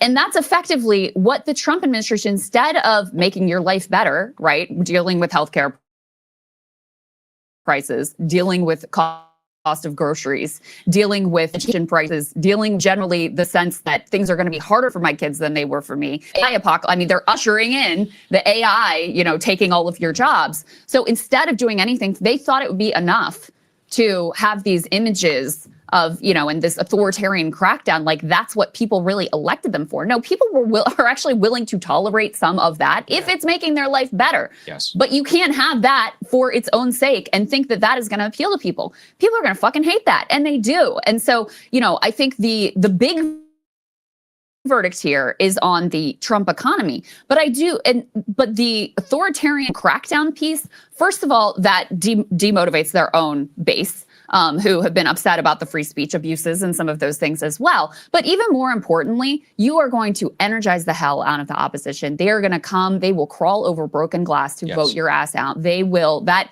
don't tread on me instinct runs deep in America. And so if you are triggering that and you are not giving anything on the other side to compensate for it, and meanwhile, throwing yourself Great Gatsby Halloween parties while the food stamp benefits are being cut and air travel is chaos and federal government workers are furloughed, building yourself a multi-hundreds of millions of dollar ballroom, gilded ballroom, you know, and demolishing part of the historic, you know, nature of the White House. You know, it's like, I actually saw voters reference that in their vote. Yeah. Because I don't like strongmen. I don't like authoritarian folks. I don't like dictators. You know, I'm always that I'm the don't tread on me guy. I'm not trying to give up any freedoms just so I can have the illusion of safety and all that. Nah, man, I ain't on that shit, because I know how that goes. We grew up with, you know, police officers and district attorneys that had all this power, and they routinely abused it. And the people who were the focus of that abuse were folks who looked like me. So I was like, nah, man, I'm always leery of that. I'm always ready to set it off.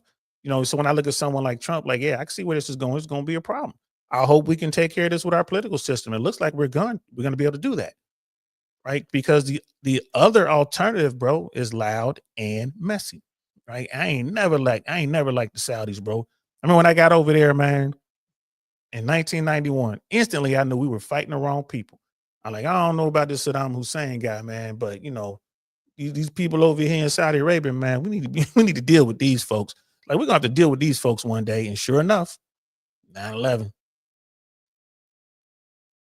I think those images do touch something deep. I mean, it does feel directly like this Gilded Age thing, where they're out there partying in this incredibly opulent way in his gilded, golden White House, and you're struggling to make ends meet, and there's zero sense that anyone is doing anything for you. Yeah, people are going to vote your ass out. They are going to, in Mississippi, in Colorado, in Virginia, in New Jersey, wherever they can, they are going to go and say, this is not what I wanted. If I voted for you before, this is not what I voted for. And I'm going to do whatever I can to send a message that you have gone so far off track. Yeah. Hey, if you like that video, hit the like button or leave a comment below. It really helps. Hey, y'all know, shout out to Breaking Points, man. Get them a Don DeMarco, bro. I rock with them, bro. You know what I mean? And Cody, you right, man. Like, you know, it's, you know, authority is supposed to enforce the freedoms, man. It's supposed to be there to enforce the freedoms. But I'm just saying, where we were, bro, no, man. No. No, you know, absolute power corrupts, man. Absolutely.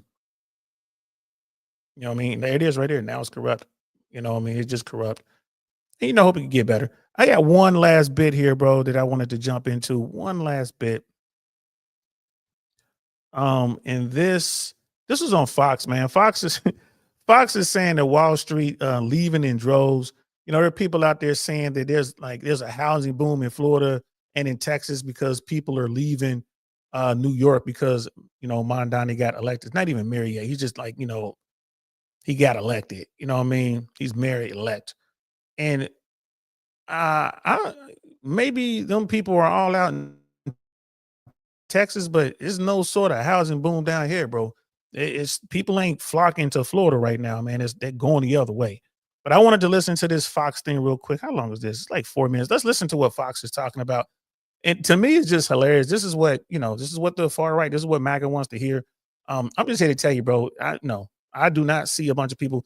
There were some reports out there that 1 million New Yorkers are going to leave because this guy's the mayor now going to be the mayor, 1 million people. And someone was saying like, well, if it's 1 million people that are against him, why didn't they come out and vote? All they had to do was come out and vote. He wouldn't be mayor. So how 1 million people, if 1 million wealthy people left New York, then the prices would come down. They would be able to get affordable housing. They'll be able to, it just, you know what I mean? Let's listen to what Fox has to say. Speaking of Mamdani, the effect of Mamdani in full swing with nervous New Yorkers turning Florida into a real estate hotspot yet again as they look to flee south. Fox Business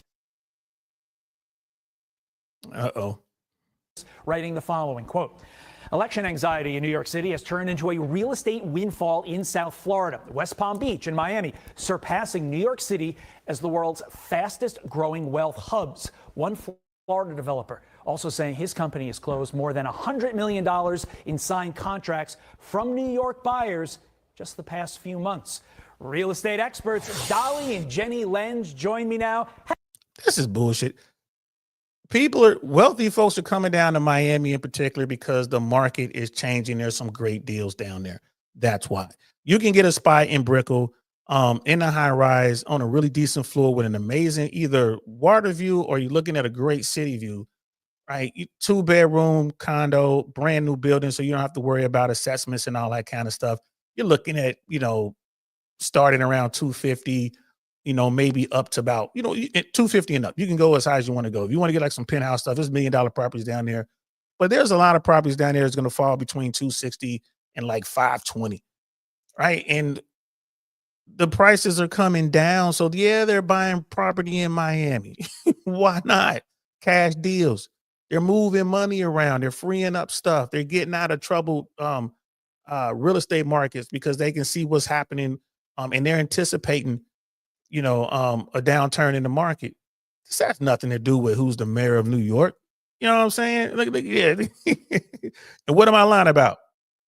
Is it me lying or is the Fox people lying there for scam? Here we go. Hello, Dolly. Hello, Jenny, as well. Morning. Dolly, what are your clients telling you following Mamdani's big win? Well, certainly Wall Street got the message, right? Because they're all leaving in droves, building lots of buildings in Dallas. They've been building in Tennessee, building in Florida. So the business people have gotten the message and are implementing action plans to counter it. Individuals have less choice. They have to have a job where they work where they work and they have to stay in New York, perhaps. They can't just move to Florida. They don't have a job there. Jamie Dimon says you have to be in the office 5 days a week. You're in the office 5 days a week. The other Fortune 100 companies, you have to be in the office on average 4 days a week. So you can't really just up and move like you could over COVID. But people are moving to Florida in droves. They are moving to Texas, where there's opportunity. Let's talk a little bit more about yeah, scam will tell you, we're down here in Florida, man. These people right here, Fox is lying. The two ladies that are talking, they're just talking about some business deals. Yeah, there's always going to be people buying in Brickell, buying in Wynwood, buying in Midtown. Yeah, you might even have some folks buying in Coral Gables, Coconut Grove area, Doral. There's some nice spots in Miami. Miami is still Miami. And, dollar for dollar, when you're trying to live that type of life, bro, you're not going to get a better deal than in Miami. Like if you compare what's going on in Brickell, cost per square foot in Brickell versus Santa Monica or Century City or the Wilshire Corridor in LA, it's just no comparison. Like Miami is way cheaper, bro, way cheaper. So this is just Fox feeding into the Fox narrative. Oh my God, they fucking voted a socialist into office and everyone's leaving. All the money is leaving. No, they're not. The money ain't going nowhere, bro.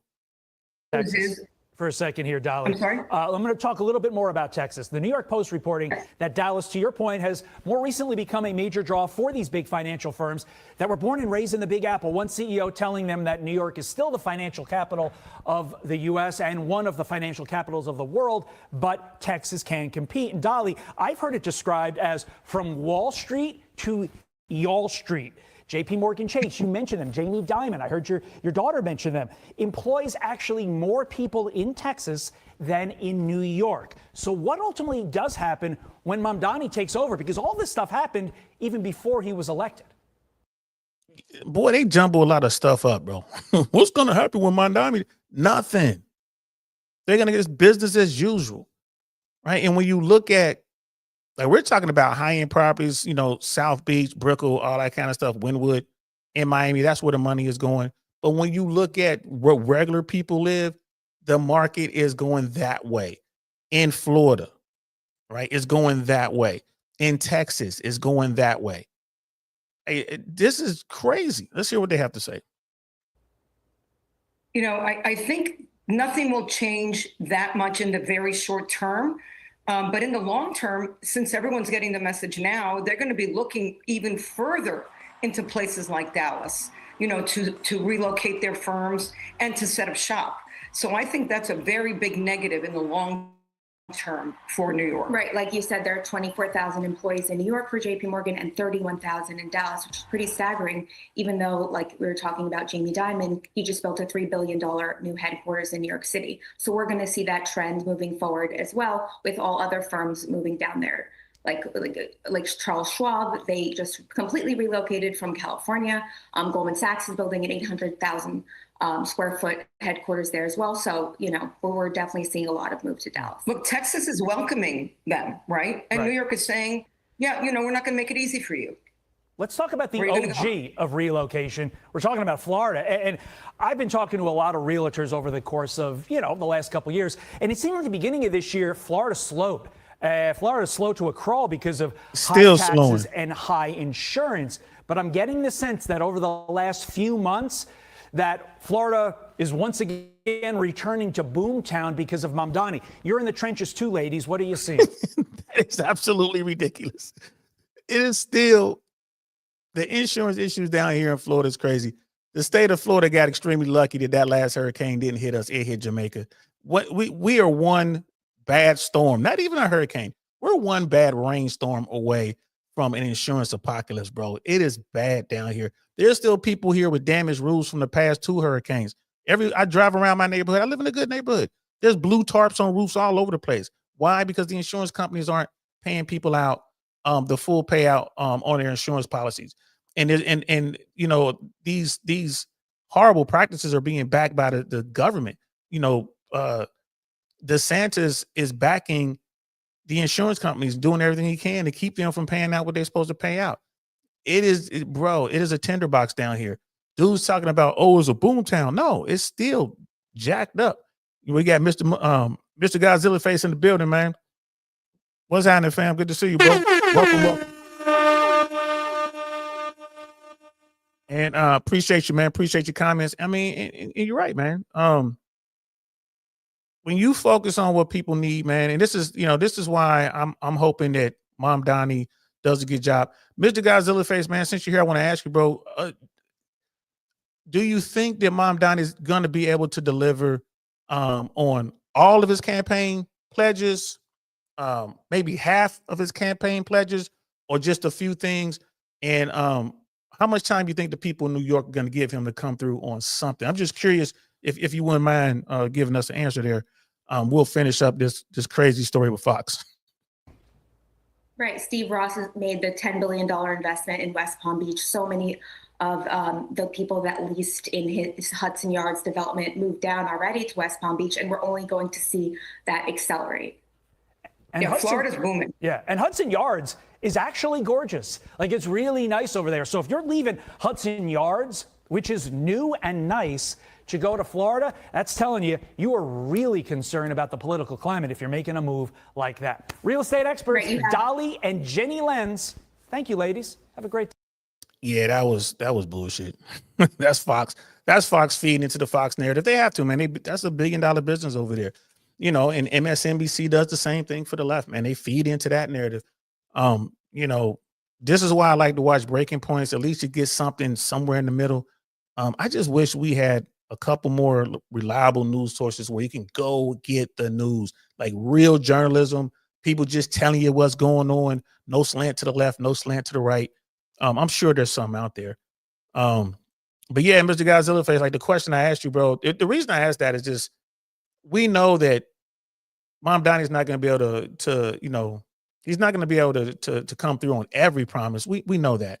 But I believe that he is going to, as long as he's in office, wherever he is in office, be it City Hall in New York City or the legislator, up in Albany, wherever they are, he's always going to be working for the regular New Yorker. He's always going to be out there trying to, get some programs that are going to help the people who can't, get basic things like food. I really hope he's able to get those city-backed grocery stores in East Borough. I hope he can do that, just one in East Borough, at least folks to have access to affordable food. I mean, if he could just pull that off, I think that would be amazing. See, Mr. Godzilla Face, I think Trump is serious about withholding federal funds. That might play a factor, but the reality is that Cuomo Cuomo and gang have shitty optics.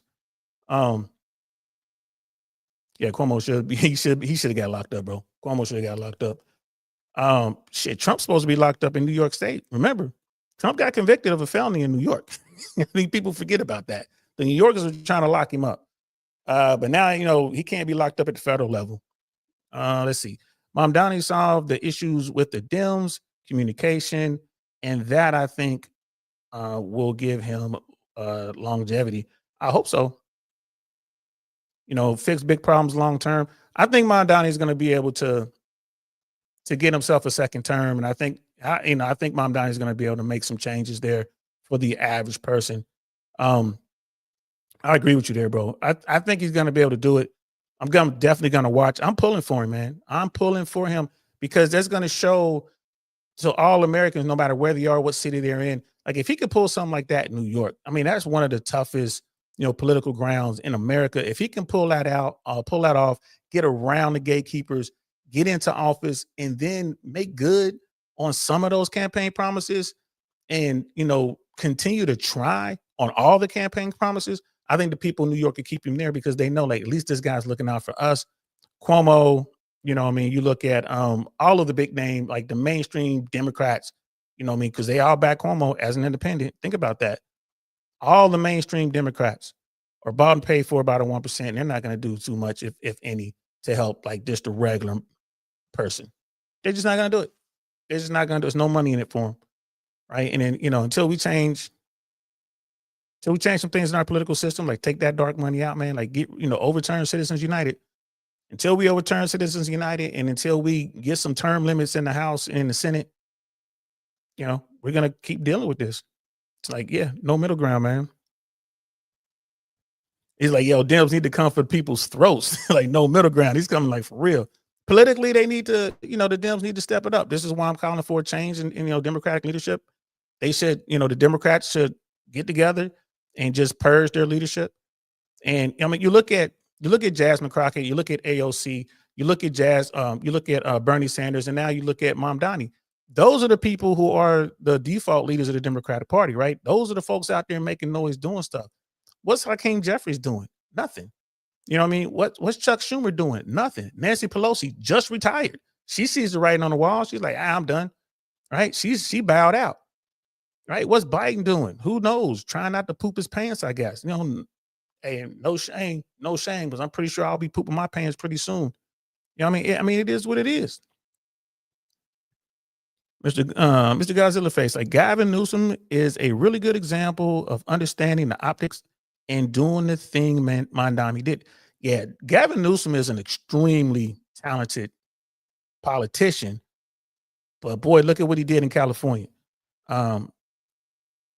He has a history of being a centrist, paid and bought. Yep, I was just gonna say that. But when we're looking at looking towards 2028, I think the top three in 2028 is gonna be Newsom, is gonna be Josh Shapiro out of Pennsylvania, and Wes Moore out of Maryland.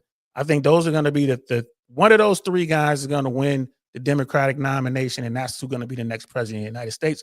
There's no one on the other side. There's rumors out there that Marjorie Taylor Greene is going to run for president. Okay, great.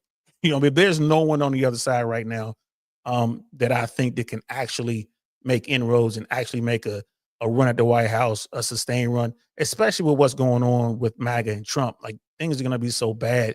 The Republican brand is gonna be just trash, bro. No one's gonna want to deal with it. So I think it's gonna be Gavin Newsom, Josh Shapiro, or Wes Moore. And we'll see. And bro, that Gavin Newsom's already kicked off his campaign. You see him everywhere. And he's playing coy, like, oh, I don't know if I'm running for president. Like, dude, we know you running for president. Quit playing. But he is for sale, bro. But I think Gavin Newsom gets you just status quo when it comes to being president of the United States. He would definitely come back to the middle. But you look at what he did in California, it's like, bro, you want to put him in charge of America, and then compare that to Pennsylvania and Maryland. I mean, of the three, Josh Shapiro, Jewish governor out of Pennsylvania, who Pennsylvania got a lot of red in that state, who knows how to reach across the aisle and get things done. Of the three, Josh Shapiro might be the best choice. But I like Wes Moore because he's airborne. He's a paratrooper. United States Army. He was a commissioned officer. He led men in combat. So I like I like Wes Moore. Of the three, I would say Gavin Newsom will be my last choice. But you might be right about the liberals, bro. You might be right. Let's see. Marjorie Taylor Greene, the only Republican I think can take over the Trump mantle. Yeah, maybe, but I'm just looking at the big picture. I think the MAGA brand, especially after the midterm, if the midterms go the way I think they're going to go, and this is going to be this massive blue tsunami, then I don't think it matters what Republican is running for president of the United States. I just don't think they're going to be able to make a good run. But you never know who's waiting in the wings. There may be some moderate Republican out there who can get through all the primaries, who's not tainted by Trump. They could come in there and say a whole bunch of stuff and make sense, put a lot of money behind them. You just never know. You just never know. But you're going to have people like Byron Donald running for president for the Republicans, out of Florida. I think he's down in the Fort Myers area. You're going to have people like, I can't even think of the other bald-headed black Republican dude. I think he's out of Virginia. There's a guy that's off the beaten path. He's off the reservation out of Texas. I forget his name. Military dude. He's been out of the fray. You might get someone like that, but Ted Cruz is going to run. What if one of the Bushes run? What if Jeb Bush runs? I don't know how old is Jeb Bush. You might get someone like who else may run? Cheney's daughter might run. Liz Cheney might run as a Republican. There's some Republicans out there, bro. We'll just have to wait and see. But I just don't see any Republican on the horizon. But I agree with you with Marjorie Taylor Greene. I agree with you there, bro. I agree with you there. MMM think Newsom will be in jail for being complicit in the fires. Nah, that's just Newsom ain't getting locked up, bro. And I think that's just conspiracy stuff. But who knows, bro? I mean, California loves Gavin Newsom. I ain't gonna lie to you. And he's an amazing politician, bro. All the stuff he did in Cali, especially during the pandemic. And no one did anything to him. I mean, it is what it is. He's like, Republicans, another boy, Mr. Godzilla face. You wild, boy. You wild, boy. Say I would rule out Kennedy. Yeah, man, I definitely rule out Kennedy.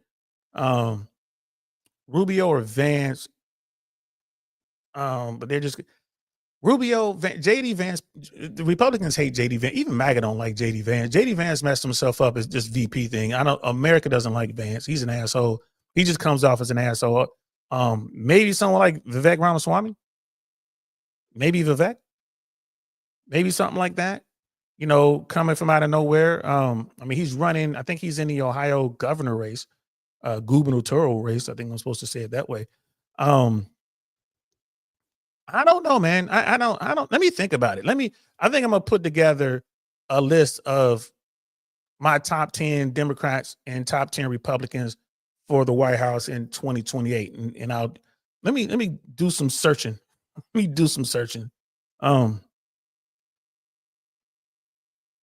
Yeah, definitely. It's gonna eat up that trailer park vote too, bro. contrary to popular belief, man, folks keep saying that black people are taking up all of the welfare. Nah, man, it's white folks.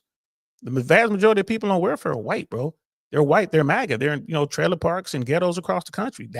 Those are the people who need that stuff the most, man. So, that is who, yeah, they're not gonna come out and vote. They're gonna be so, like Cody's been saying, man, they're so disenfranchised now. They got betrayed by the number one guy, by Trump. They're not gonna come out in 2028. You know what I mean? They're definitely losing young men, bro. They got them now, but it's definitely shifting. Hey, bro, they might be. They might be, man. I don't like Hellcats though. You know, if they can throw in a M series, like an M class, M BMW or AMG, then they might get me, bro. But yeah, I think it's gonna be a decent win for the Democrats in 2028. But we got to wait and see. There's a lot that can happen between now and then. Hell, we got a whole year before we get to the midterm. Ain't no telling what's going to happen before then. Trump is definitely going to get us into some sort of shooting war somewhere. Who knows how that is going to turn out? And then we got that 3-eye atlas thing, bro. Like, looks like we got a spaceship putting around the solar system, bro. They might be here by then. 2026 might be a whole new kind of thing. So, I mean, it is what it is. The Democrats definitely need to focus more on men, especially young white men, older white men. They need young white heterosexual men. The Democrats need to, and I think they're listening to Scott Galloway. I think they're going to go and try to come up with some policies and try to help men. And Dems, if you're listening, one thing you can do right off the rip, y'all can get away with that Title 4D Social Security Act, man. Let's do something about child support. Let's do something about family court. Let's do something about, take the lead of Florida and what is it, Kentucky, I think it is, where, default custody is 50-50. Let's do away with child support. No more forever alimony. Start doing little things like that. Come up with programs where kids go into trade schools, young men go into trade schools. If you can make dudes financially viable, then they'll be able to go out here and get some chicks and smash, and then they'll be happy, right? That'll cut down on the mass shootings and all that kind of stuff, man. That's my take on it. But the Democrats going to have to come out and support men. If the Democrats really want to win in 2028, they're going to have to come out and support men. If they do that, the Republicans, I don't think, will stand a chance. But yeah, that Title 4D needs to go. If I had $10 million, bro, I'll go see Trump myself, man. Like, yo, I need you. I would have the paperwork all written up, man. I need you to go ahead, make this law right here, get rid of that Title 4D. You know what I mean? And because let's keep in mind, bro, it's like every state gets 66 cents on every dollar that they order in child support as a refund to their state. Think about that. So every time they issue $1 in child support in their state, the federal government sends them 66 cents. That is billions of dollars, bro. So it goes to every state. This is something that could be, this is nonpartisan. This is something that the Republicans and Democrats, MAGA and the leftists can agree on. This is wrong. We need to do something about it. And that would be the start. But there's other ways to help men outside of that. You know what I mean? And definitely that, man. I'm about to wrap this up. It's been 2 hours. I gotta make dinner for my daughter. She ain't little no more. She's old enough to cook for herself. She's about to be 17. She's about to be 17, guys, in a couple months. Man, she grew up so fast. But I love cooking dinner with her. She'll make half, I'll make half. We get to talk about what's going on in her life. This is like the best part of being a parent. And the thing is, this time next year, she's going to be graduating high school. So, she's going to be getting out the nest here pretty soon if she wants. So I need, every moment with her is special to me, especially right now. But let me read these last stats. So we got there Republican, that's shifting. Mr. Godzilla face, next Dem gonna be promising Hellcat, so we went over that.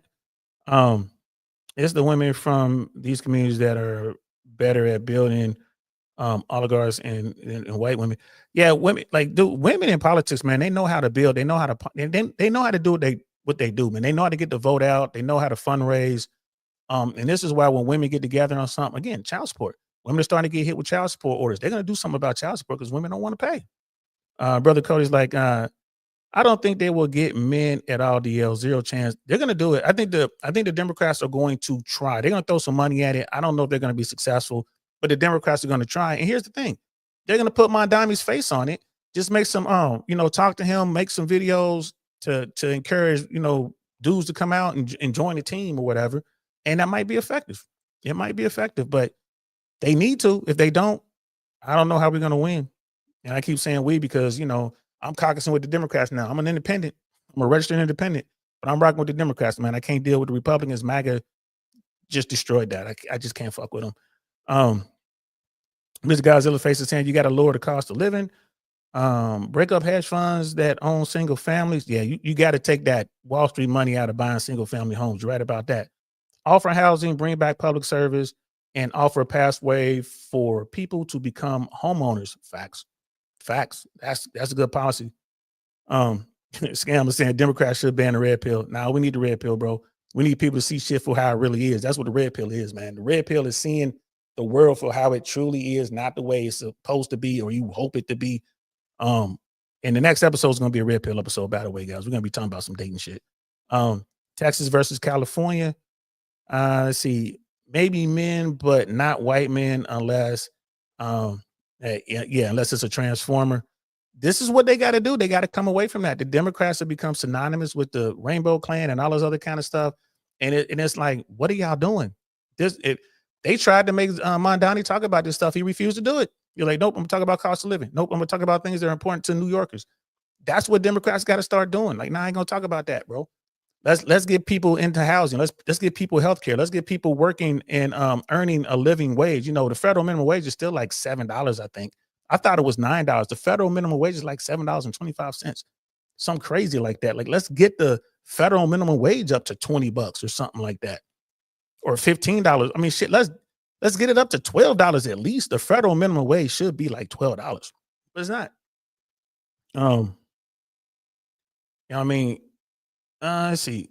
Texas fails at everything except housing, and it changes the vibe for everything. That's right, man. Cody's like, good luck, DL. Yeah, I'm trying, man. I'm trying, bro. So I appreciate y'all, man. This was fun. We're definitely gonna be talking more politics moving forward, but I want to talk about some red pill talking points on dating. We're gonna do that tomorrow. Either very, very late tomorrow because I got a lot going on tomorrow. I got an important lunch. Sitting down. I gotta sit down with an investor. We're talking about doing some things. So I got an important lunch. And then I have an event I have to go to in the evening, and then there's the after event stuff. So hopefully, maybe tomorrow around 11 p.m. ish, I might be able to jump on. It'll probably be not a lit saint all the way, but I think I'll have maybe a glass of wine or two. I can't drink that much because of the blood pressure stuff, but maybe we'll do a late night episode Friday. If I don't do it Friday, definitely Saturday, we're going to talk.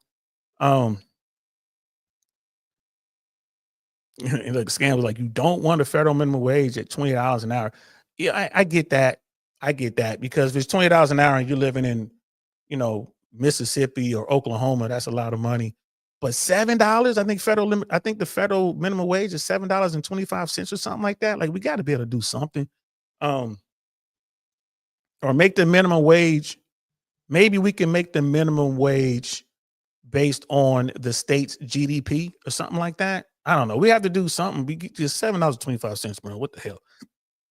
But I'll be back. If not tomorrow, definitely see you guys on Saturday. We're gonna be talking about some dating stuff. I've been watching some Michael Certain stuff, man. I just love it when women talk about they gotta have a man who has lots of money. I love when they have those conversations. We're definitely gonna get into that tomorrow. And we'll still be talking politics. Don't worry. There's gonna be plenty of stuff going on for the next 12 months leading up to the midterm. And then, we're gonna be into the presidential cycle going into that 2028 presidential race. So a lot of politics to talk about, man. I appreciate y'all rocking out with me, man. I really do. Mr. Godzilla Face, man, good seeing you, man. Thanks for popping in. Like $20 is on par with inflation. I would agree. It's not livable in San Francisco or LA or San Diego or New York, right? You're right about that, man. Like I said, maybe if there was a baseline minimum wage and then we also tied it to the state's GDP or something, to where, you know, it fits with inflation. Because $20 an hour in Mississippi is a lot of money, but $20 an hour in San Diego ain't shit. So, you know, that's something that both sides of the house should be working on. And like Cody was saying, we definitely got to do something about the national debt. $38 trillion, bro. That's so many zeros. I can't even, bro, that is too many zeros, man. $38 trillion. That's fucking crazy, insane. But appreciate y'all rocking out with me, man. I'll see y'all soon. I got to go. It's dinner time. I can hear my daughter moving around down there. She's waiting on me to come. I got to go cook. So I'm going to holler at y'all later, bro. I really appreciate it. This was fun. I can't wait to talk. Again, I'll see you guys tomorrow or Saturday. I'm DL Saint. This is the I Really Want to Know podcast. I'm out of here. Yo, check out this little video I did when I says check here, check here. I'm trying to be fancy over here, guys. I'm trying to be fancy. I'm out. Thanks for watching my video. And if you enjoyed that, don't be afraid to comment, like, subscribe, share, all that good stuff, because every little bit helps. We're trying to grow. We're small over here. We really appreciate your time. And if you enjoyed that video, YouTube thinks you will enjoy this video or maybe that one.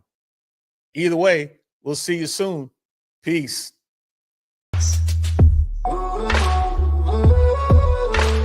Nothing like I've ever seen. It's just a thing of beauty.